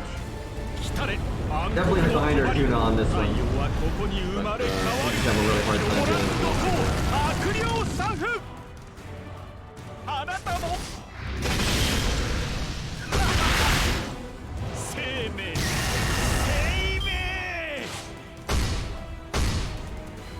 Only got 2. We could live. Nope. Nope. Nope. Yeah, I mean, I think more times than not, you're gonna die around there. I think it's pretty hard. You could, though, have a run where you get lucky and you get your guts one more time. And then you could get some pretty good damage in there, because once you get going, he really ramps up hard. We should try Veach, though, because her death rate's so low. Now, even with her low death rate, she's actually probably gonna get into death at some point, because you know, he can proc it so many times, and 6%, it's not like that crazy if it procs, so she's probably going to die to that as well. Let's see here. Let me think, though. What else? I had a couple other things I wanted to... What else is on the list here? I mean, there's obviously the elephant, but I don't really want to stream that, because that's just pure cancer. We could try Doorman one more time here. I do want to do that. Okay, yeah, we'll do that. I'm trying to think, what else would be good command CE-wise? You could obviously do Guts and then wait to cast the other 2 Guts. What else is there? Obviously there's Covering Fire. That's a thing. I'm trying to think if there's... I guess there's the 3-time debuff immunity one. That's actually not bad, because that gives you a little bit of time before you get the debuff. I wonder if stacking debuff resistance is worth, like really, if you're like, there's a CE that gives you like 25% debuff resist, or 20% debuff resist, and if you have magic resist yourself, right, you might just be able to avoid the dot. Is anyone patient enough to try to find this stage on Atlas DB? Because I'm actually curious about a few things, like does he have a death chance, right? Is he 100% chance to apply the debuff, or is it 500%? Right? I'm just curious about some of the details on this guy, because if he's only 100% chance, or even like an 80% chance or some crap to apply the insta-death debuff, then honestly, a really good way of doing this is just stacking debuff resistance. Because, yeah, that's actually pretty reasonable. A lot of units have, you know, like Goddess Essence and Magic Resist, and then you also give them the CE, and you can have an outrageous amount of anti-debuff. And some units can actually just be immune, and you have resistance skills and all that kind of stuff. I think it's floor 2. Yeah, it's, let me be sure about that. No, it's floor 3. Huh, yeah, I thought it was floor 2. I'm glad I checked. Yeah, it's floor 3. You can post a link because you're a sub anyway, so I figured that generally filters out the you know, spam nonsense. Oh, did you get it already? God damn. Yeah, that was quick. Alright, let's see what this guy's got going on. Okay, so his death rate is 0%. That's pretty cheap of them, though, to be honest. I wish they didn't do that, but yeah, he's got 0% death rate. Let's see. There's his gimmicks here. So his damage resist. Wow, I actually thought this might be the case, because I figured it was at 99, because like our NP was doing like, you know, 4 and 5k. So his damage resist is 95. So it's not quite as extreme as 99. So that is kind of interesting. So you can kind of do damage that way. Okay, so, what's the... Where's the insta-death? A lot of weird stuff in this guy's gimmicks here.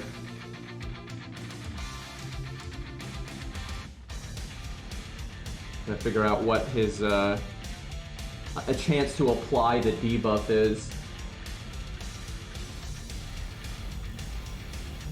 Well, that's cool that they have act priority. It's based, I guess, on like how many actions they have per turn. I didn't realize that was a thing. That explains a lot, though, because I'd always wondered, you know, what the hell would dictate, because I'd noticed sometimes it was based on placement and sometimes it wasn't. So they have an act priority. That makes sense. So I figure if they're tied, then they follow the typical turn order. And most of the time I assume the enemy's act priority is tied. But every once in a while I'd noticed that they would not follow the like turn priority and they would act like weirdly. So that's nice to know. I never noticed that when I looked at LSCB. The Spriggan's skill use is based on his HP remaining. That's interesting. I assume his typical skill, the crit skill, that is interesting. He's got a 10% chance to crit by default, which is nothing special. I can't find, though, what his insta-death application chance is. Let me see here. It must be... I would assume it's this one? Okay, yeah, this is, I think I found it. Apply, trigger, yada yada, yeah, that's it. Where's the chance?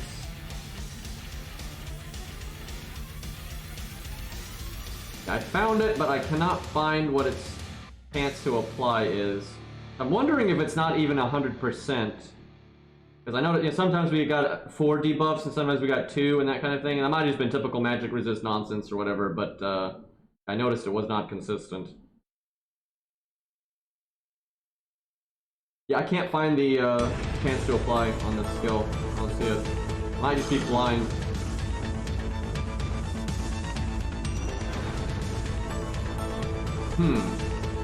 Oh, that's so what his normal skill, 75% or lower, he always uses it below 30%. He always uses it again, and after that he only uses it 5% chance to use the skill a third time. Interesting. So what I'm getting is if he's low in health and he doesn't have the skill, he will always apply it.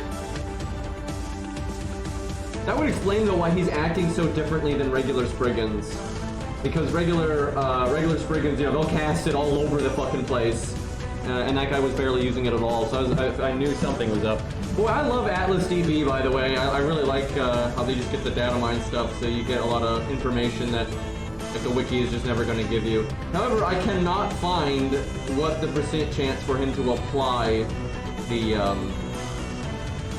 okay, real quick, let's see, what's a unit with stupidly high resistance from their passives? Like, Quetz has, I think, 50, you know, Steno and all that has, like, 50. Like, we need someone that's got magic resist and goddess essence, and then we'll slap that CE that just says debuff resist on it. And I want to see if we're, like, guarding it all of the time. Because if that's the case, that would actually open up all kinds of units that could do it. And it also will just give us some, like, insight to what his application chance is. Let's see, who has good inherent debuff resist? So I know Steno does, Quetz does. Let's see what ruler Quetz, because everyone has ruler Quetz. Well, not everyone, but let me see what hers is. Now, I don't think she could beat it anyway, but I just want to test his application here. Okay, so she has magic resist A+, so it's 21%, and then she's essence A, so she's 46%. That's not the best ever. I think some are better than that.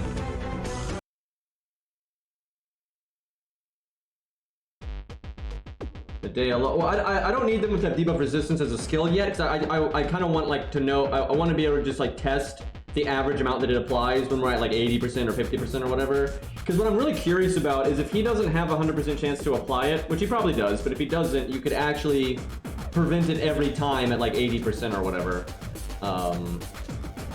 Honestly, the best unit I have that I can think of is probably Steno. Let me check which hers is. I think hers is at least 50. And I think the CE is either 20 or 25%. Alright, Steno is... She is exactly 50%. Yeah, because she's Goddess Essence EX, which is 30, and then Magic Resist A, which is 20. So she's 50. So we'll go with that for now, I think.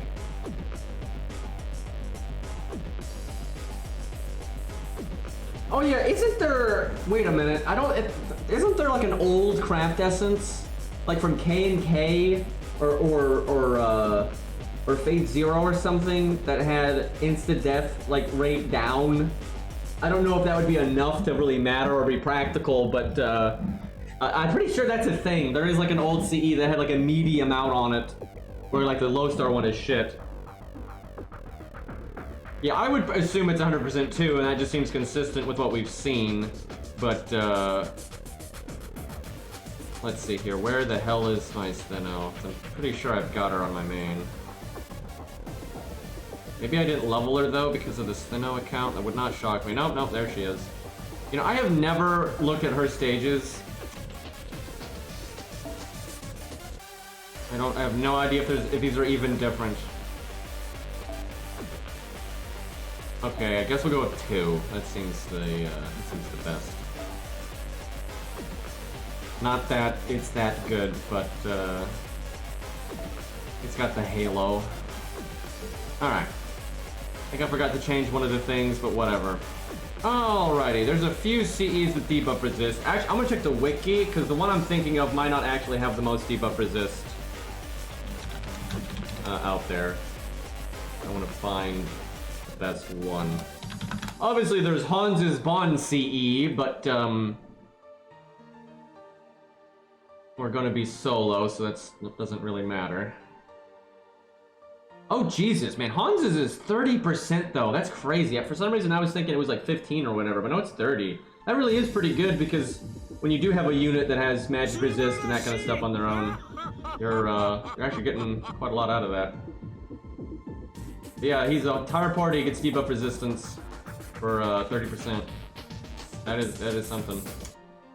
And for some reason, his fucking Bond CE. I was gonna go to a CE that had debuff resistance on it, and then it'll give you the list of all the other ones that have the same effect. But for some reason, Hans's doesn't count, and I guess it's because it's a Bond CE. But that's kind of annoying. The wiki, honestly, is kind of a shit show, to be honest. Okay, let's see here. Debuff resist. So okay, so Primal Curse is actually 30%. I thought it was like maybe 20 or 25, but it's 30%. That's not bad. Oh yeah, that's right. Parted Sea has it. Yeah, Parted Sea has anti-debuff, 10%. That's a little help there. Let's see what else is there. There's that New Year's one. It's got 20%. The Gut Sartoria one is only 10%. 20%. Most of these are limited too. Yeah, so far that 30% is the best. I don't see anything even in the ballpark actually. Wow, surprisingly, the 3-star CE with the prototype like Kodomine jackass guy, that one actually has 15% debuff resist on it and 8% buster up. Yeah, it's not that bad. Yeah, I remember that CE being somewhat decent for a 3-star, but that's all right. Like you can get some use out of that. Okay, we'll go with Primeval Curse though because it's 30%. That is just the best in the entire game. So this will put her at 80%. So that should give us a pretty good idea. Because if it lands like all of the time, then it's obviously higher than 100%. Alright, let me find it. I think it's a 4-star.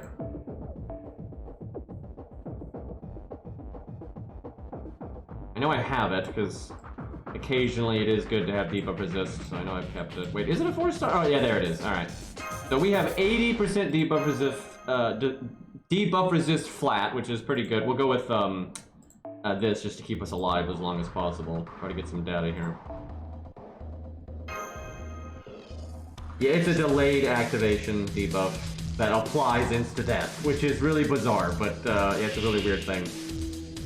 But yeah, basically you want to prevent the delayed hit from hitting you in the first place. That's why like Arjuna works, is because he's debuff immune, so it doesn't get on you. Although we ended up just dying to this friggin', you know, typical punch you in the face nonsense, but, you know, what are you gonna do? I should have put this slow-mo. Oh shit. That could have just been really bad luck. That could have just been really bad luck, but literally first attack it applied. That's pretty fucked. So, yeah, okay, hold on. Let's keep going here. Put in slow-mo, get the drama. We'll focus on MP gain, why not? That's not good. That wasn't good. But it could just, you know, 20% happens. Okay, that's fucked up. I am really feeling like this is higher than 100%. I mean, small sample size, but that's 3 fucking times. That couldn't be small sample size though. I could definitely do small sample size. Let's have to go again here. Okay, slow-mo, definitely not worth it. Am I not in 60 FPS mode? I need to switch back to my phone, so I'm not sure we're actually in 60 FPS there. Well, at least she's not dying. I wonder what her death rate is. Let me look that up.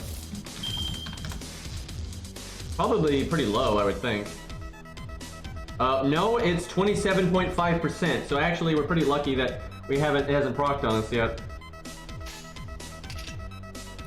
All right, I guess I'll NP for the lulz here. We actually won't have an application though if I do that, but fuck it. We'll rainbow chain, why not?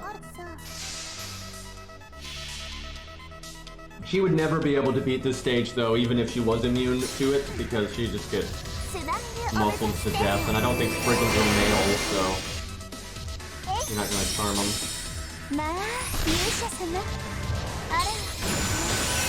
Honestly, it might just be 100% then, because I might have just been like small sample size bias there, and we just got really unlucky with him applying it so much.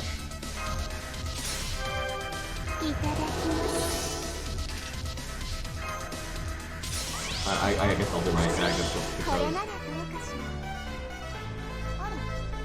Watch this big boy damage, let's go.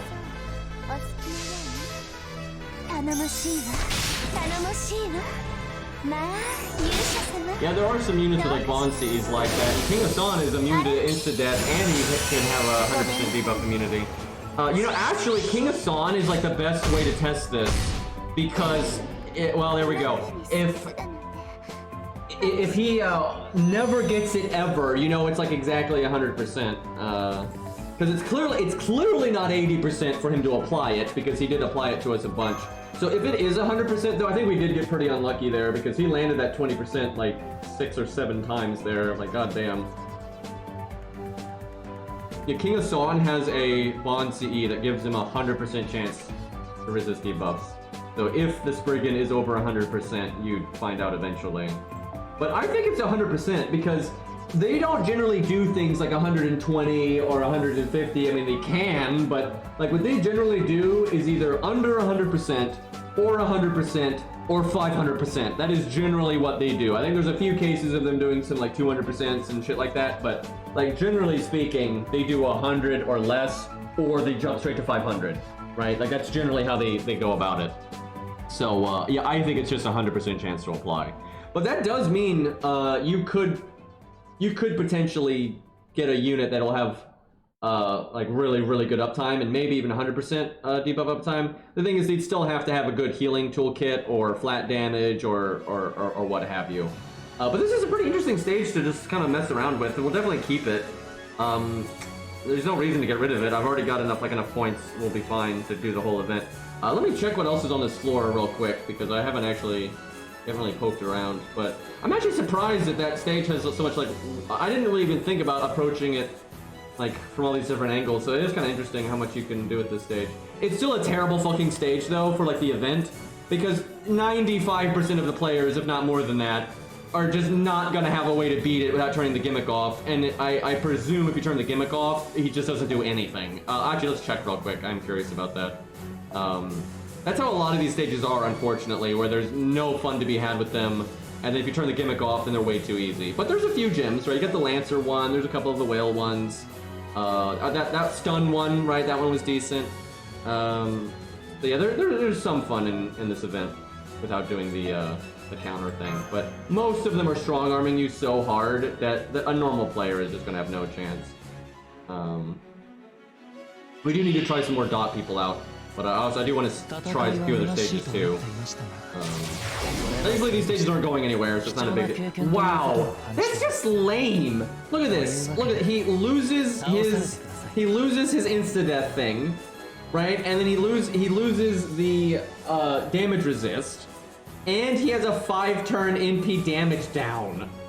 So, like, I mean, come on, like, that just makes the stage a joke. Let me make sure for absolute that, like, he loses the damage resist and all that, but, yeah, that's just a joke. It turns it into nothing. Like I said, what he should have done is, why do I have, oh, they give you debuff immunity! And they give you NP up. I don't even know why they give you debuff immunity, though, because I don't think he's trying to apply it anymore. So, like, what's the fucking point? They only give you debuff immunity at the start, it looks like. But yeah, he doesn't apply, I don't think he applies it anymore. Let me attack again to be sure about that. Yeah, I don't think he tries it anymore. It'd be cool if he still applied it, so then the goal is to try to kill him really fast. Yeah, no, he don't apply it anymore. That is lame. Maybe it comes back after a while, right? But even then, I mean, you're going to kill. You get NP up, so it's like one-shotting this guy, even as a new player, is going to be very easy, right? Honestly, there are Spriggans like in Camelot, I think, that are harder than this. Like, cause this guy is just you're gonna blow him up so fast. Yeah, that sucks. I wish they wouldn't do that. All right, let me look at real quick what else we have on this stage. But yeah, we're keeping this stage forever. Absolutely, it's difficult to play around with it, but there is some fun. Especially for dot units. I feel like when a new dot unit comes out, this would be kind of a fun thing to mess around with. Because dots are very good in this stage, and then if they happen to have debuff immunity, or lots of guts, or low death rate, or debuff resistance, right, you can get some extra mileage, and that's just kind of fun to see. Because I mean, we do need to try Beach here too. And probably Doorman again. Doorman didn't, I don't know if we'll do like Doorman this second or anything, because I kind of want to do some other stages, but at some point, I will use Doorman again, because I don't think that was his best showing. Okay, let's see here. So, Sector 3, what else is on this floor? What do we got here? We've got the Assassin with no gimmick, really, because that's nothing. That's nothing. Yeah, there's quite a few nothing burgers on this floor. So, Battleship Zeta. Battleship Zeta, was that the Guts one? No, it wasn't. As long as Void is active, Drain absorbs all target NP charge when this unit attacks and increase crit damage. And then he's got special. So chat, I hate to make someone work again. I really want to. I want to know if the wiki's wrong, because the wiki's wrong a lot. The wiki says his damage resist is 99%, and now that could definitely be correct because I've noticed the whales have had 99% before, so the wiki is actually probably right about that. But actually, we don't even need Atlas DB. We can do this with just, because you can, when it's 95%, your NP will do like 3k or 5k or whatever, right?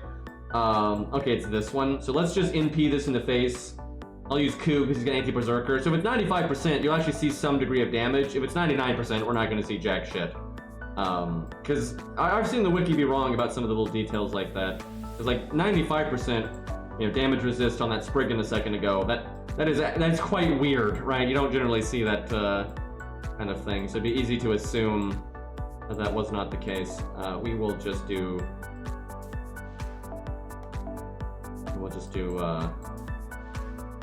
What do you call it? K-scope. That's the one. Look, I'm old and I'm tired, okay?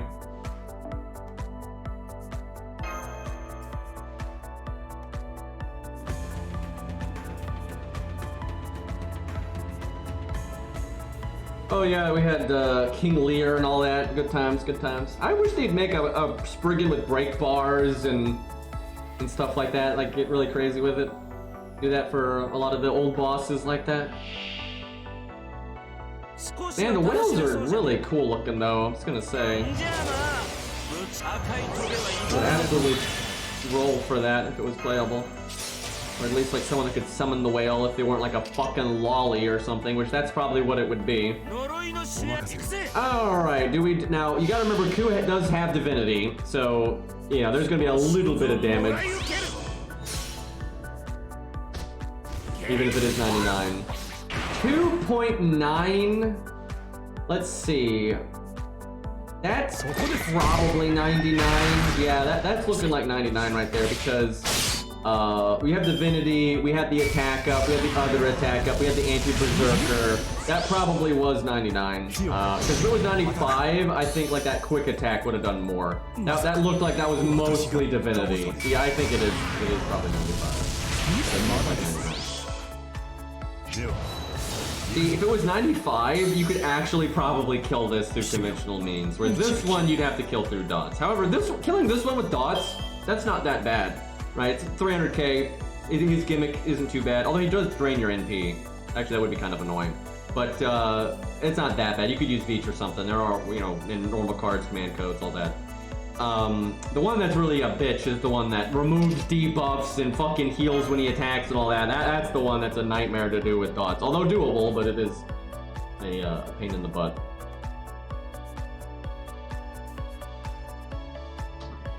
Okay, let's see, what else is on this floor? That one is, I will probably save it just because I don't see any reason to delete it, but I can't imagine there being really any fun to be had on that stage. Yeah, this other one, the enemies get card resistance, 60%. That's actually not bad. It's 3 berserkers, one of them, well, okay. Only one at a time do they get the 60%. One of them is quick resist, one of them is art resist, one of them is buster resist. That's not that great of a stage. However, they made the story support is way more interesting. The story support only removes one of the resistance types. It's a shame the stage isn't harder. That'd actually be a really cool stage if the stage was tougher. Wait, did I already do the Stingray? Oh no, it's right there. Okay. Alrighty, let's see here. What do we want to use here? Also, we should keep an eye out for Veach. If we see Veach, we should, We have some people with Veach, though. I think Otto has Veach, and... Okay, there, yeah, right there. I think we got a few other ones, too. There's no rush, though. The stage isn't going anywhere. No big deal. Let's see. On main. Alright, well, hold on. Let's do this stage first. What do I want to use? Ku's going to be massive overkill. Let's not do that. And we'll bust out some Ereshkigal. So the Buster one is going to be the troublemaker here. He is good with this, but I think we go more bursty.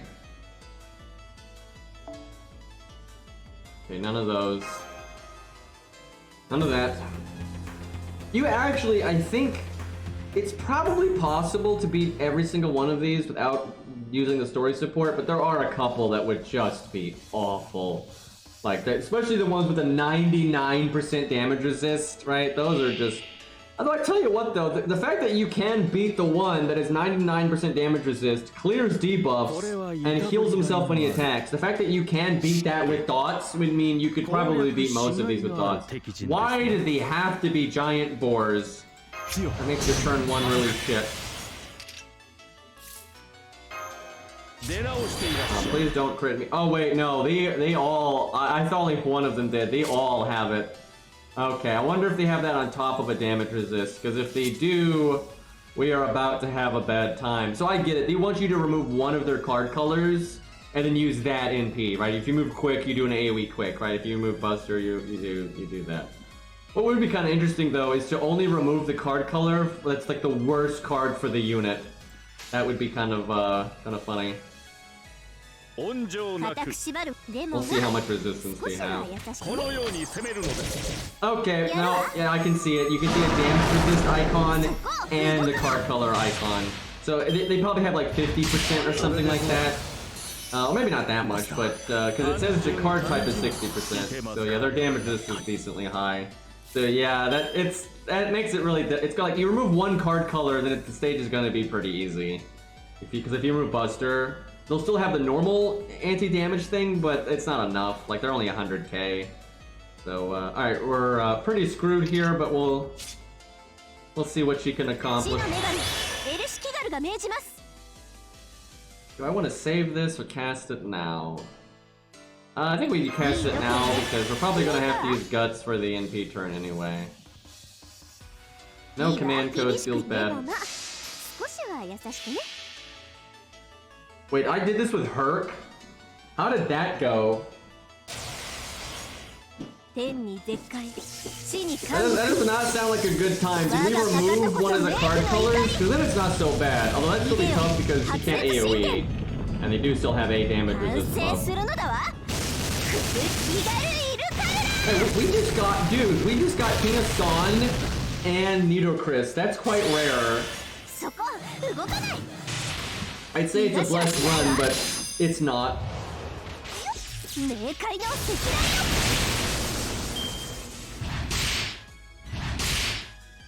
We did not do so hot on the NP gain. See, normally you would, you know, do this and then NP again, but we didn't make it.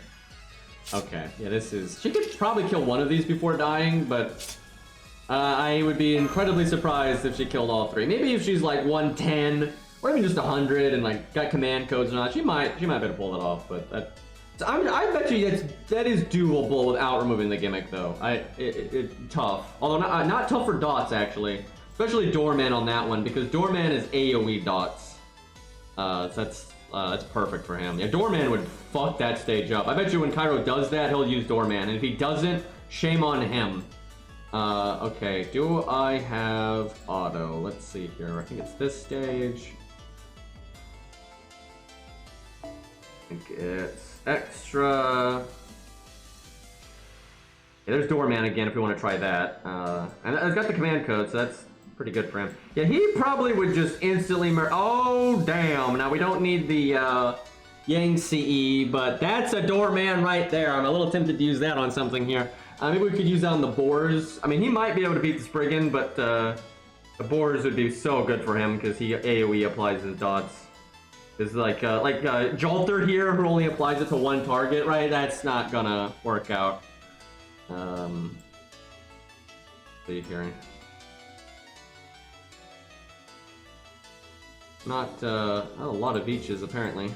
I know we got a few people that have Veech, though.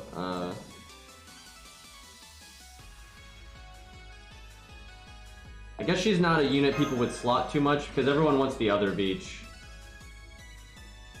These, like, meta farming stuff.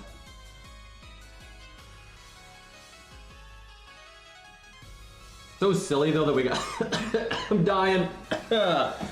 It's all the toxic dots. Anyway, it's kind of silly that we got two Veeches just like bam bam like that, but that was kind of their plan, I think. Well, there's Manual. I know it says on the name, I'm trying to see if we have them on the I'm thinking maybe we don't have auto added, that might be why we're not getting it.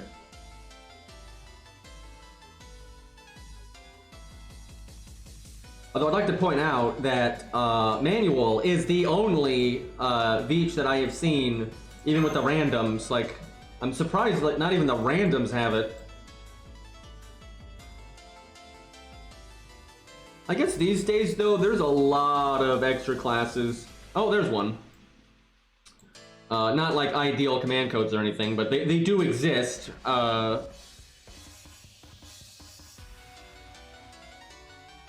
Okay, there's another one. Still though, no command codes.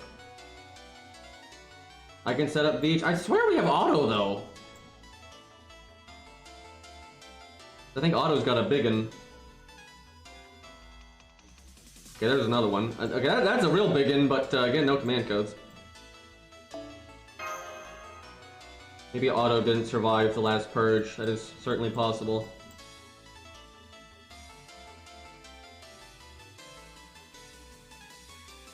Although it would be kind of funny considering Manual is there. I nuke myself though sometimes, so I mean no one is safe at any point.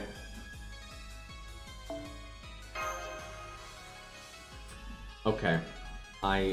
Either we don't have them added, or we're having an FGO moment. And that has happened. We have definitely had people added, and we're just sitting there refreshing and refreshing and they don't show up, right? That does happen from time to time.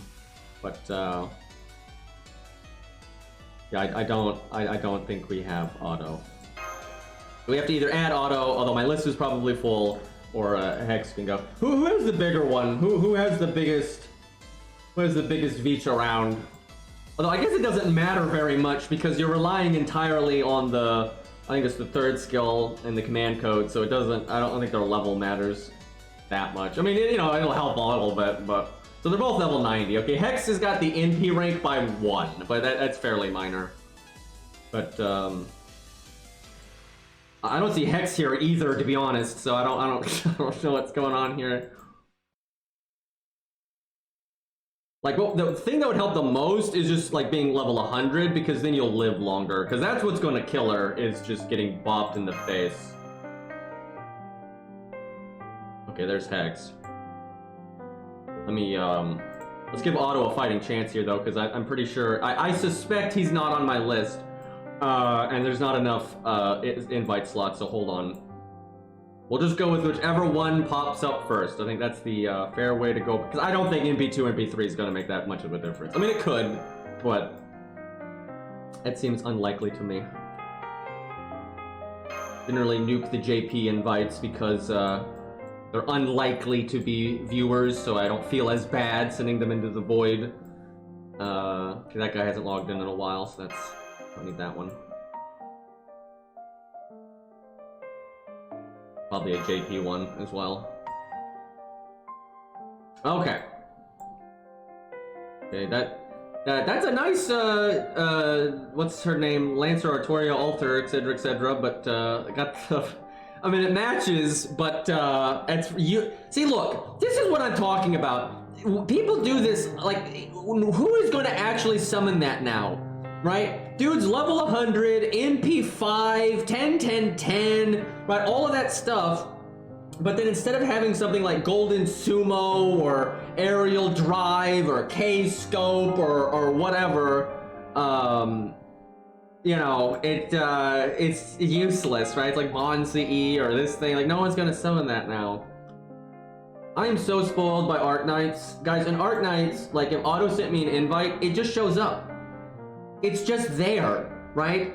Actually, it is just there. Okay, I'll take that. Normally, it's not. Did they change that? I don't even know. Did I do something to ping the server? Because normally with FGO, the invites do not show up until you ping the server.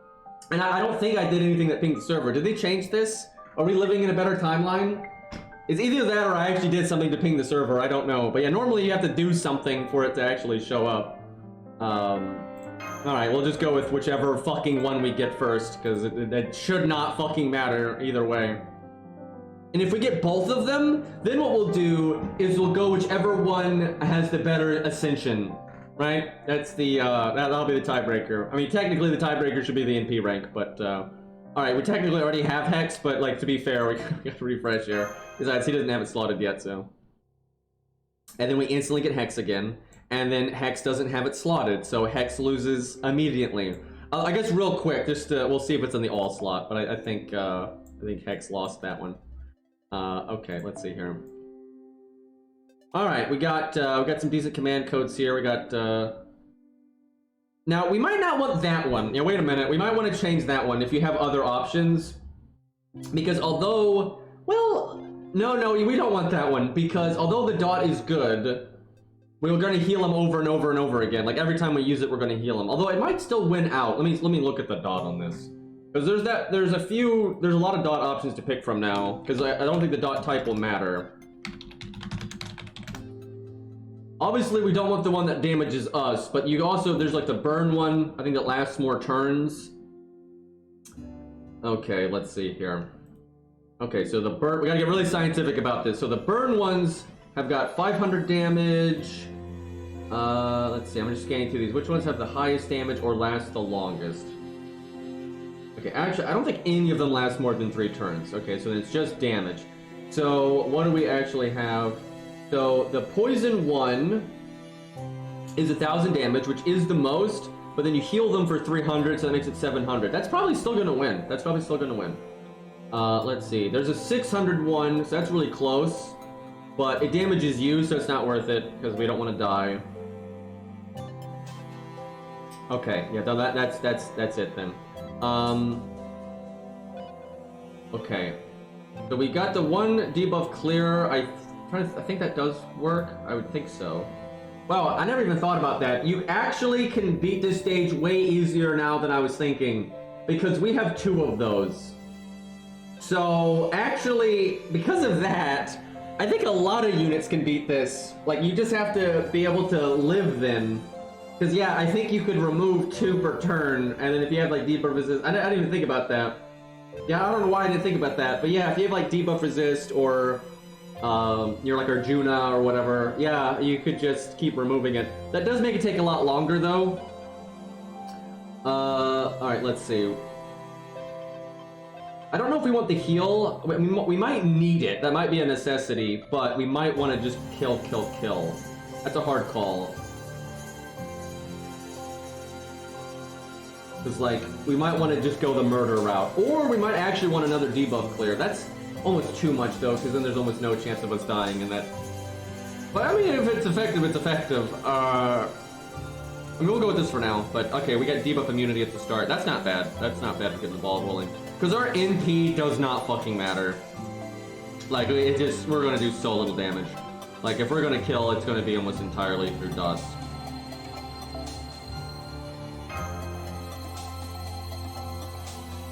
Alright, let me look at our NP real quick though, in case I'm forgetting something, but I don't think we give a shit. I mean, hell, we might not even use it when I think about it. Alright, let's see. She does... bonus damage to Earth, removes their offensive buffs. I mean, actually at the end, we'd probably just save it for the end, when he has his crit buff. I think that'll, be worth. Gives herself an attack up, but that doesn't matter. Man, I just wish she had a flat damage passive. That'd be like icing on the cake here. But hopefully she'll have enough. Alright, let's see what she can do here. Okay, we do this. Guess we'll do the Arcane, but we don't really need NP gain.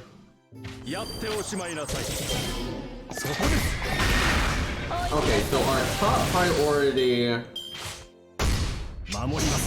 is applying dots every goddamn turn.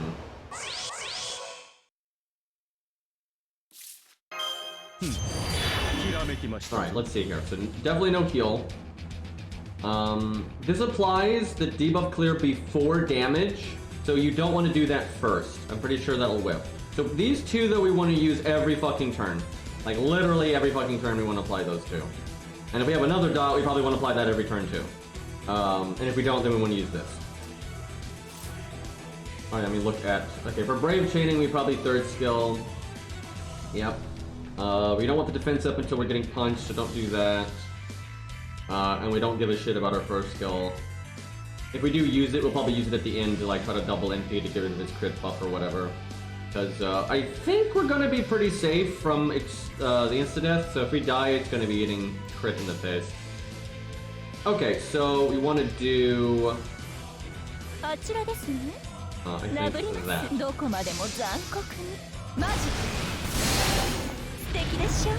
Oh right, there's no point in doing the... There's no point in doing the debuff clear like that, because we still have the debuff immunity. So I should have... in last place it wouldn't work either. Because it applies before damage. Alright, so we want the defense buff. We want this nonsense. Wait, I should have cast that last turn. Actually, I thought I did, but I didn't. Yeah, that's a mistake. Because we had 3 cards, so there was no reason not to do it there. Right? No reason to NP. Fuck that. We will do... I guess stars are the most important, kind of. I might as well apply this last. So you have like the most odds of having a debuff.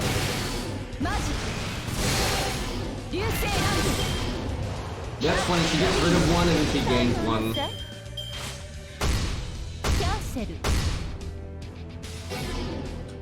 Okay, I feel like that is some bullshit. Because unless he's got like some sneaky mechanics going on, that cannot be statistically likely. That like game, we just started. That's stupid. Try that again. That does not count. I mean, there might be some like shenanigans here with how the death is calculated, but that seems like nonsense.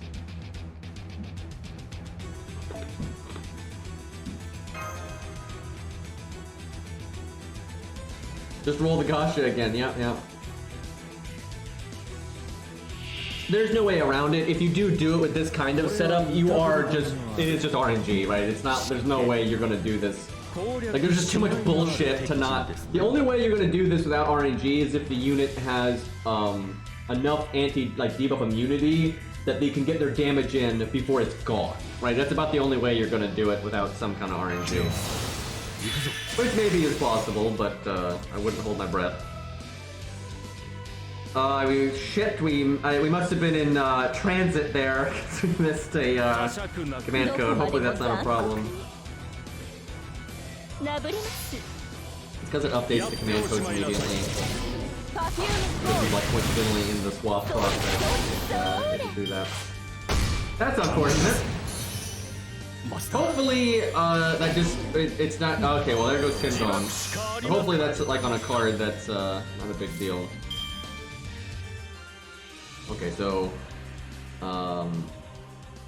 definitely want to do these two. What does the fucking Elia one do? I don't even remember. I think it's like crit removal or something, which actually that could be good here. We might just want another dot though. Like, I feel like the more dots, the better. Oh, it's a debuff remove. Oh shit. Dude, you could just bring, yeah, you really could just change the shit out of this with the right kind of unit, because you could bring 3 buff remove or debuff removals, which that's just silly, right? Like you could get really silly. Okay, so what we want to do then is just use that one last. So we're gonna get attacked here, so we do this right now. Don't want to do our NP by any means, so we go boom, boom. Oh, wait, we might have like stars, I think. Like yeah, I know that's true. The removal, that's right. You would be limited because the removal is before the. I said that earlier. The removal is before the dot, so you couldn't move as many. But it's still helpful, especially if you had like your own debuff resist and a low death chance. All right, if she dies again, I'm going to be very suspicious about this stage. So, all right, he can kill us decently quickly. So what we actually are worried about the most is him critting. So I think if he ever casts a skill, we do need to NP. I think that is a necessity. Now, I want to apply these every goddamn turn, because, like, more dots the better. I think the heal's a good idea, but then we wouldn't remove one of the things. But I think we just suck it up. Just hope we don't die.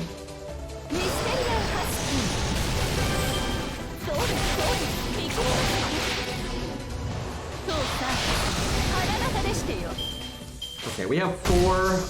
I'm not a big fan of that. I like him critting us there.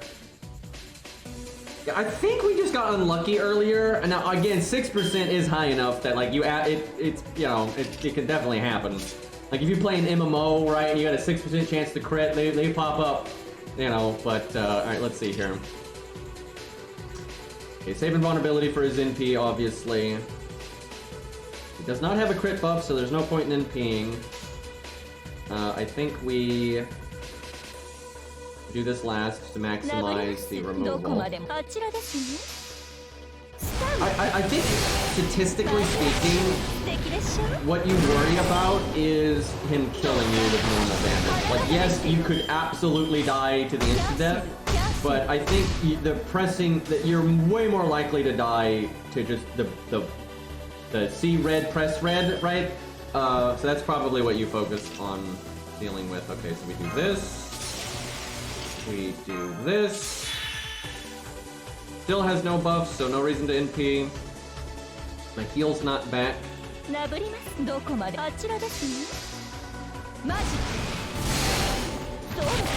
she can do it. I think she can do it. It's just, it is kind of, you know, gacha rolling nonsense. Doorman remains to be seen. He probably can do it too. The only thing that might fuck her up though is his brute force damage. Like, even if you get lucky and she never procs the damn dot or insta kill, we might not be able to live long. I think we can though, because like on this turn we are going to do absolutely ridiculous damage. So the problem is I could also die in this turn. Okay, so he has his crit buff, so I am definitely going to miss the shit out of him. I probably should just cast that next turn. the charge. I don't think the damage really matters. Okay, so I think I need to heal. Dots are nice, but I think I need to heal. Maybe I BBB.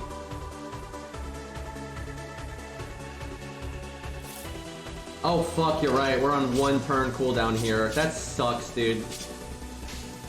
Yeah, if she gets wrecked here, it's not gonna be the insta-death. It's just gonna be the ooga booga. Well, I mean, that's what happened to Arjuna too, funnily enough. Let me see. I guess we just BBB, because the 1 dot's not gonna make that much of a difference, and we might as well, like, remove one of the death chances and get some damage in here. We'll see.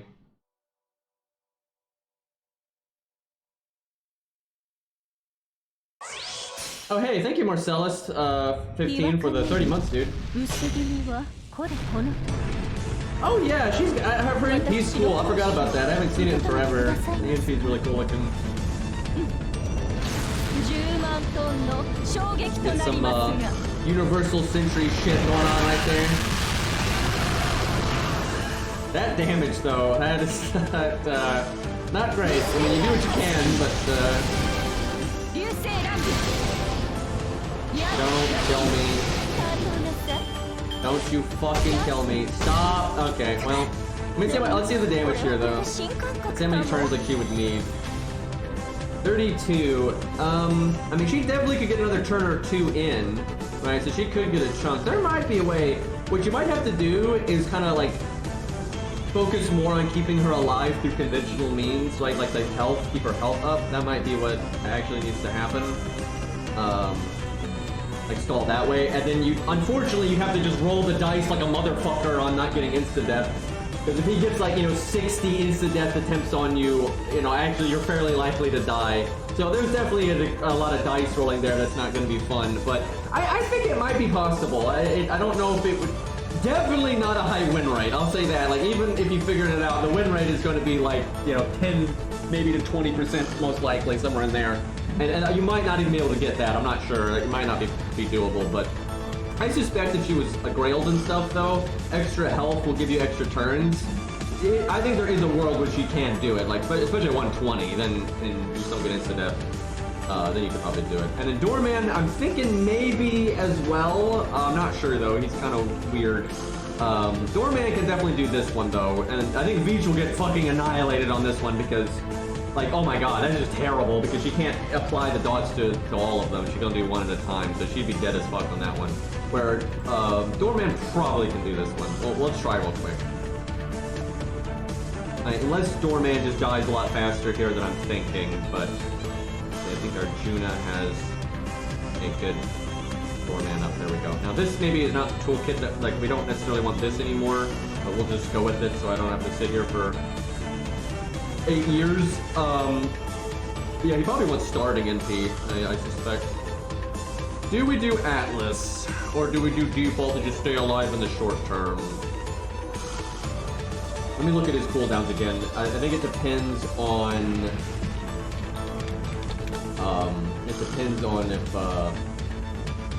if the cooldowns are short enough that he can actually get it back. Alright, let's see. But 7 turns... You get 1 turn out of invulnerability, you get 2 turns out of the guts at least, that's 3, and then you might get a few turns out of them just not killing you. I think we try it, I think we go for it, because if you do proc your skills more than once, you're definitely going to get more value than if you did default. Okay, the question is, do I want to NP on turn 1? Do I use my 3rd skill turn 1? If I have the passive that puts him at 20, which we don't. If we had the passive, I think I would have done it. I think I'd cast this right away, NP, do the other one, etc., etc. But I don't want to cast it until I can actually NP. This is the wrong stage. Excuse me. This is, don't mind us, we took a wrong turn. That is not the right one. Yep, Knurl's done. We'll do that soon. Actually, kind of surprised that was done. I think it was this one? Yeah, I think that's the one. Alright, let's see what Doorman can do here.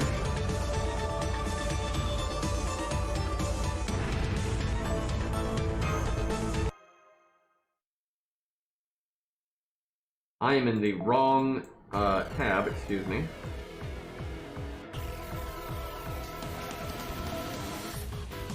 Yeah, I really wish we had starting NP, because then I would just gas. But it's actually not terrible here, though, just because the boars do a lot of damage, I think. But I don't think it's ideal.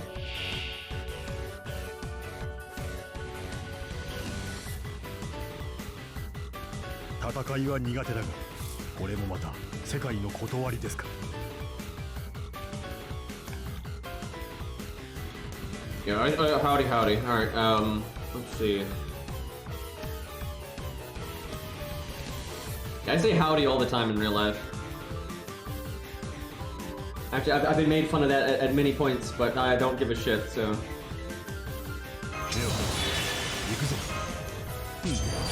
Because we have Atlas, I really am tempted to activate my stuff early, but...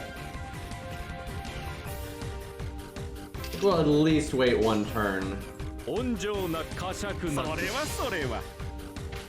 he really only cares about Curse specifically, but other dots are just really bad, but more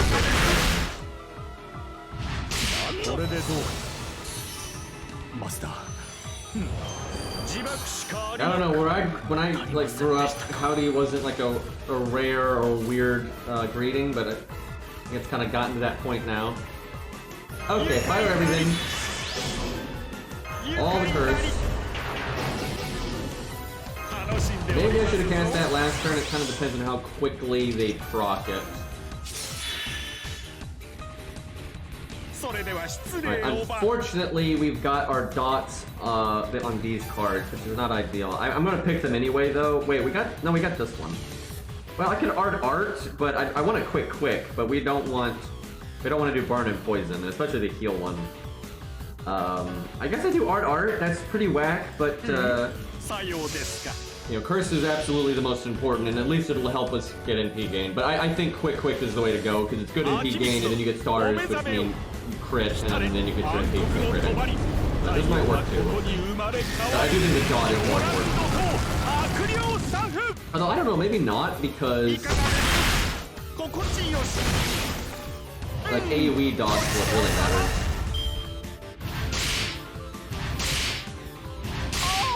They don't do too much damage. Actually, I might have cast the guts too soon then. Okay, so I want NP gain over everything. However, this one has Curse on it. Why do I keep having to do the worst combos imaginable? Well, we'll do it anyway. But yeah, we really want the Curse on the crit. I think that's definitely the way to go. That is such a cool animation right there. Yeah, wow, that did not work out. Yeah, I think Doorman can floor this. I think we're just set up completely wrong. We need to have starting NP, we need NP the first time, then we need to use the battery skill and NP again, because we gotta double up on that NP, and then we gotta be able to do quick cards so we can crit and get our NP. So I think this setup is just way off, because we have got to NP multiple times, and we're just not able to do that. Also, this poison one is terrible, because poison doesn't really do anything, and we don't want to heal them.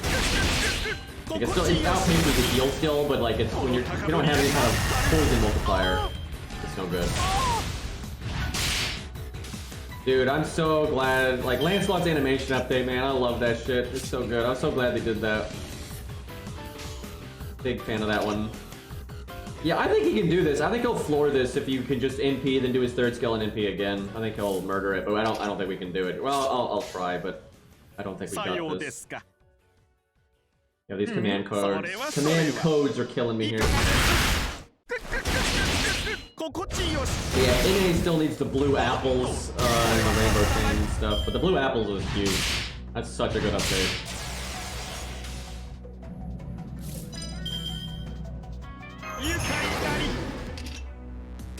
Yeah, this is nuts how slow we're going on our NP gain. Gonna swap those art cards around, but very unlikely to matter. He might still beat this, we'll see. That boar running real quick.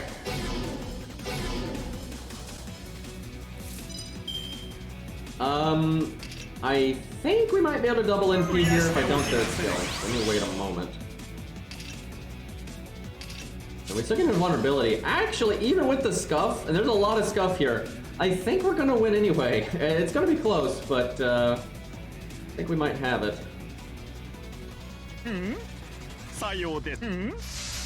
Because we have double gut spinning vulnerability, and then we should get a double MP here. Oh fuck, that's so shit. Oh, I know why. It's because the resistance buff lowers your NP gain, and obviously we're not critting, and that's a big oof. But yeah, that's a big smack to our value there.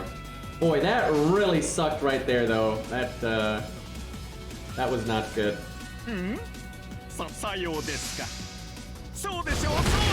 Yeah, that lowers your NP gain, it lowers your damage, it lowers your stars with those cards too, actually. It'll be harder for him to make stars. And then Berserkers lower your NP gain as well. It's like a natural thing that they do. Still think we have it, though. Well, I don't know, I might be a little optimistic here. If only we had stunned that one, I could just not invulnerability here, but I gotta. So we have to get 20% NP gain, so I guess we art again. Yeah, NP gain is absolutely everything. Man, I think we would absolutely win if that 98% didn't happen. Because we have to do one turn ahead here. I think what might happen is we'll have the dot damage to kill them on that turn, but then we'll die before the dot damage. So I think that 98% might actually get us killed. But we needed to do this double dot. Oh my god. How is our NP gain that bad? Holy shit. How, like, I get it, they got 60% art resist, but how is it that bad? Like, excuse me? Well, we're dead. Alright, we tried. GG. Again, I get they have art resist, but like, what the fuck? I really do think, though, if we had starting NP and all that, I think we could win. I mean, we're really close to winning. And we had that 198% turn, so yeah, I think he can do it, but that is nasty. Yeah, better see you'd probably help, but I think I'm gonna take a quick break. Well, we might do like one more, but I need to take a quick break to eat dinner, and then we might do some Arc Knights. And then tomorrow I'll probably do Elden Ring, but we'll see. But I'll probably do FGO and Elden Ring, that's probably the goal. We have quite a bit to mess around with at the minute, so. Let's do one of the other stages, though, before we bail out. Although I don't know if we have a lot of other stages to... let's do Doorman one more time. Yeah, if Arjuna, if you don't mind, starting NP, probably as much as humanly possible, maybe even K-Scope, actually. Hell, Super Scope if you got it. And then put the Curse command codes on the quick cards, and then put Merlin on an art card. That way we'll do like a rainbow chain at some point. And then probably put the leftover curse, put that on maybe the Buster card. Something like that. Okay, while Arjuna does that, I'll BRB real quick. And I'll be right back. I don't know, part of me wants to play Elden Ring today instead of Arc Knights just because I want to use the Dismounter sword really bad in PvP. Because I forgot it existed, and it just hit me last night that it existed, and I kind of want to give that a go, but we'll see. But I'll be back in just a moment, chat.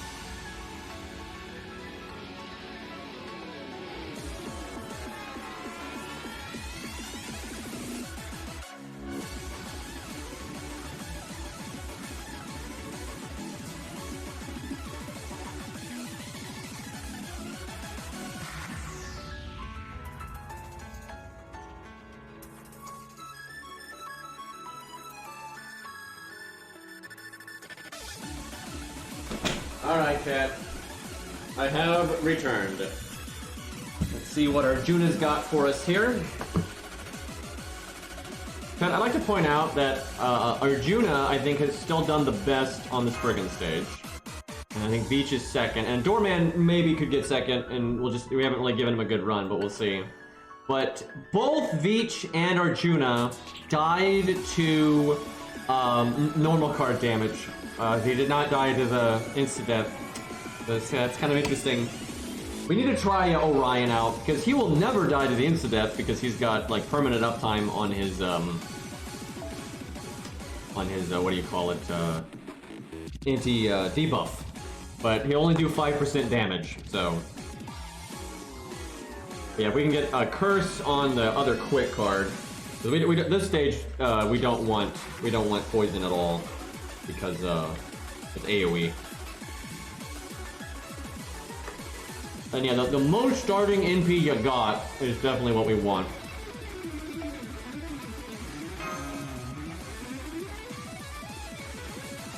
Like, probably gonna want Cage Scope, because this stage lowers your NP gain massively.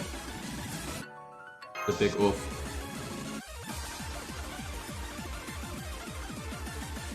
Yeah, if you got Super Scope, definitely go with that. That'll be much better. If you have it, I should just reset now. That'll be a huge difference.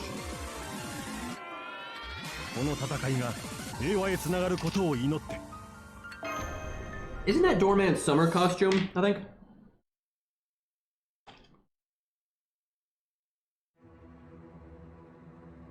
I don't actually remember his stages. Like his 1 through 3.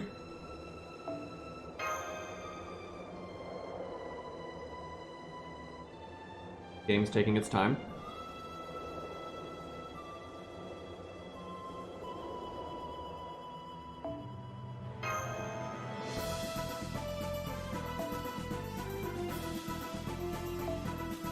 Alright. If we lose, it's definitely going to be because of the NP gain problem. I'm hoping Merlin will bail us out on that one.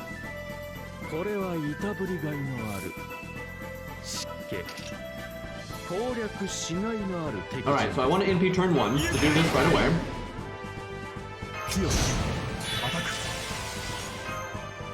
Do I think they will proc Guts in 5 turns, or do I wait 1? I think we wait 1 because of the stuns.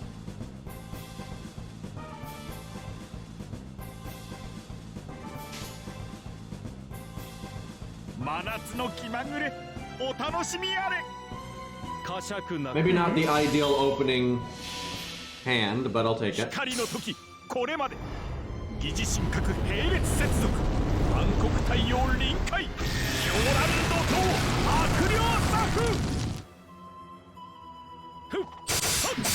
We do need to play the co-op account. I'm kind of just waiting on Cairo to be ready.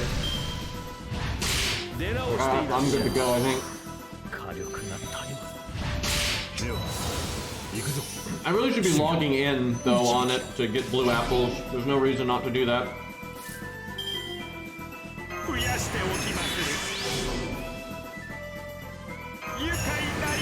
Alright, this is looking good. Definitely better than last time. The question is, though, did I cast Guts too late there? I'm a little worried about that. Okay, well, this middle one is super fucked. Maybe I should just laser one of them down instead of spreading the dots out with the command codes. Because if you kill one, you need to stun less of them to get a turn where they can't attack you. That's pretty damn RNG, though. Because their damage output isn't lowered really at all until all of them, so they need to get 3 actions per turn. Even if they get 2, you'd have to kill 2 of them. Yeah, we only skilled sealed them, which is actually bad. It's gonna be a little yikes. Okay, so NP gain is the most important thing. I think we do Rainbow Chain on this one, though. Because we can apply dots and do Merlin. I think we do that. Maximum NP gain. Art, quick art is still more NP gain than this. But I think the Merlin and everything else will make it worth. I don't know though, holy shit, that gain is just atrocious.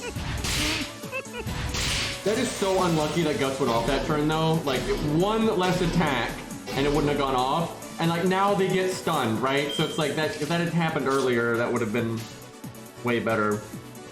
Like, I'd say more times than not, we would actually have lived one more turn there. Okay, I think we go full NP gain. The Gods are nice, but I think we gotta go, that. Because man, even like that, it's really slow.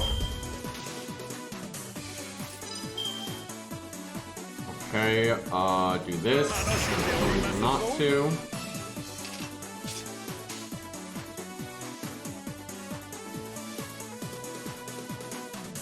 I could do quick art again. Like it's that, that yikes.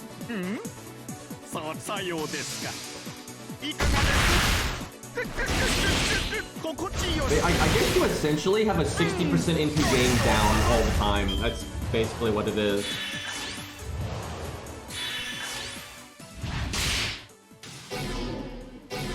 Okay, we kind of lucked out there. That kind of makes up for our Guts fail earlier.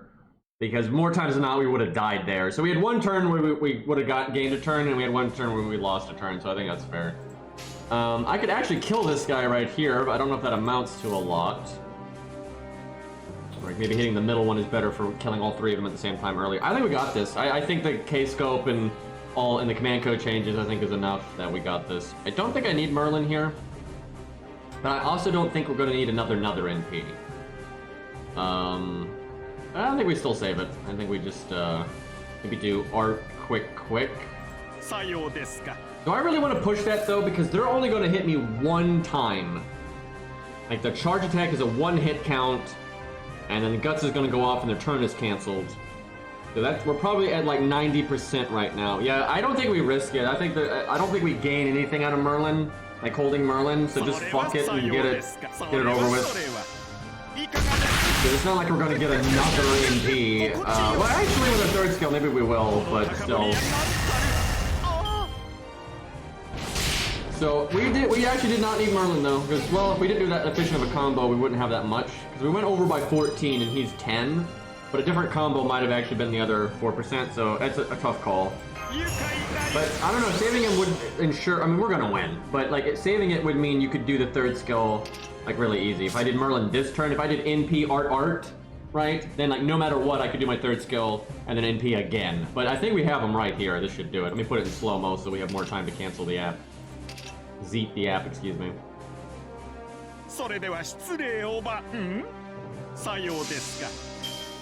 But yeah, he is like probably the best unit in the game for this stage outside of well, no, I think he's just the best unit in the game for this stage because if you're not going to remove the gimmicks anyway. Actually, this might be a video just because I don't have any Doorman videos, and this shit's hilarious. So yeah, I might make this a video.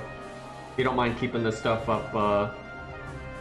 Now the question is though, could we do it without K-scope? We could with his passive. You could use regular K-scope, right, and then have the 20% starting NP, but unfortunately we don't have it. Wait, I have a Doorman video? What the hell did I do? I don't remember making one.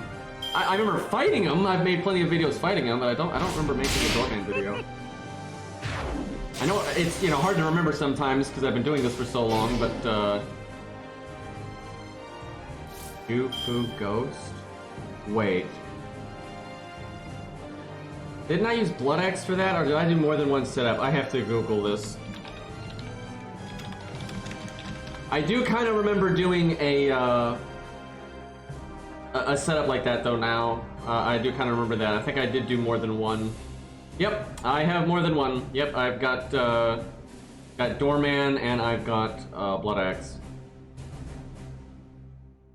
Oh, that's funny too because it's an archer, right? That's probably why I did it, was because that would normally be outrageously hard for him because that stage was not a joke battle, especially if you do it like that. But yeah, his dots are so good that he got it. I remember that now. Yeah, I remember now. That's why I did it. It's because the boss was an archer, and it was not a total pushover boss. So This is pretty good. Okay, so we actually did not kill that turn. So, that's a little yikes. I think we're still okay, though. I think they're gonna die this turn, and we still have guts. We still have invulnerability, actually, so yeah, I think we're fine. But that was a little bit closer than it needed to be. I will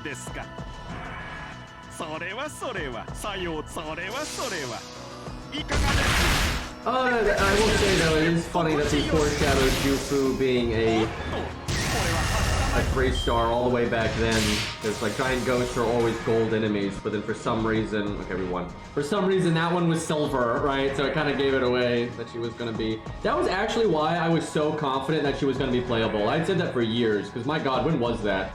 That was 2 fucking years ago. So it's been over 2 years since we kind of hinted at Jufu for her to actually get added. So it was about 2 years for her to get added. But yeah, I remember saying, I was like, because this fucking giant ghost is silver, she's absolutely going to be playable eventually, because there's just no reason for them to do that otherwise. That would have been such a debate if they did all that and then she wasn't playable. So I'm really glad she is playable though, because she's a useful unit for free to play. Like, she's good, but she's not like power creep or anything. So that was really nice. I hope we get more. There's so many 3-stars or 1 to 3 stars that we need. There's so many rolls that are gone missing. I wonder if they're ever going to use the giant ghost again, just kind of as like a meme, right? I could see them doing that in like a joke event. But yeah, Doorman I think is the best unit in the game for those boars. I think he is the best one. I'm sure there's a few others that could probably do it, but that's actually tough for a lot of people because a lot of the dot people are more single target. You know, Beach is single target. What's her name? Crazy Pants. Although she doesn't even wear pants, for God's sakes. Whatever her name is. Salome, that's the one. Salami Sandwich. Anyway, she's single target. You got Shootin'. Shootin's AoE. But a lot of them are single target, and some of the other AoE ones don't like spam the same way Doorman does. Yep, we need quick support. I feel that so much, dude. Every time I need to do a quick team and I'm keeping it budget, it's just so painful, dude. Like, I honestly, I do not understand how the fuck they have not added one in 7 years, right? Like, how do you not notice that you got all these awesome art and Buster supports for free to play, and there's no quick, right? Like, how do you not notice that, right? In 7 fucking years. And if you do notice it, and you choose not to do anything about it, that's worse. Oh, that's true, yeah, Foreigner would have a really easy time, because, the whole Berserker bullshit thing. So yeah, Foreigner would have it, and like Van Gogh as well as Foreigner, so yeah, that's true. Anyways, boys, I'm going to take a break there. I am going to eat dinner, and then I'm really battling. If I'll play Arknights. I haven't played it in a while, and I love Arknights to death. So I've just been really into Elden Ring. But we'll take a break from Elden Ring today. We'll do Arknights. It needs to happen, and I might roll. I'm not sure. I'm not sure what I want to do about that with Genosis. But yes, I will be back in a little bit with some Arknights, probably like 10-20 minutes, depending on what I actually decide to eat. And then, yeah, we'll do some of that. And then tomorrow, though, we will do Elden Ring.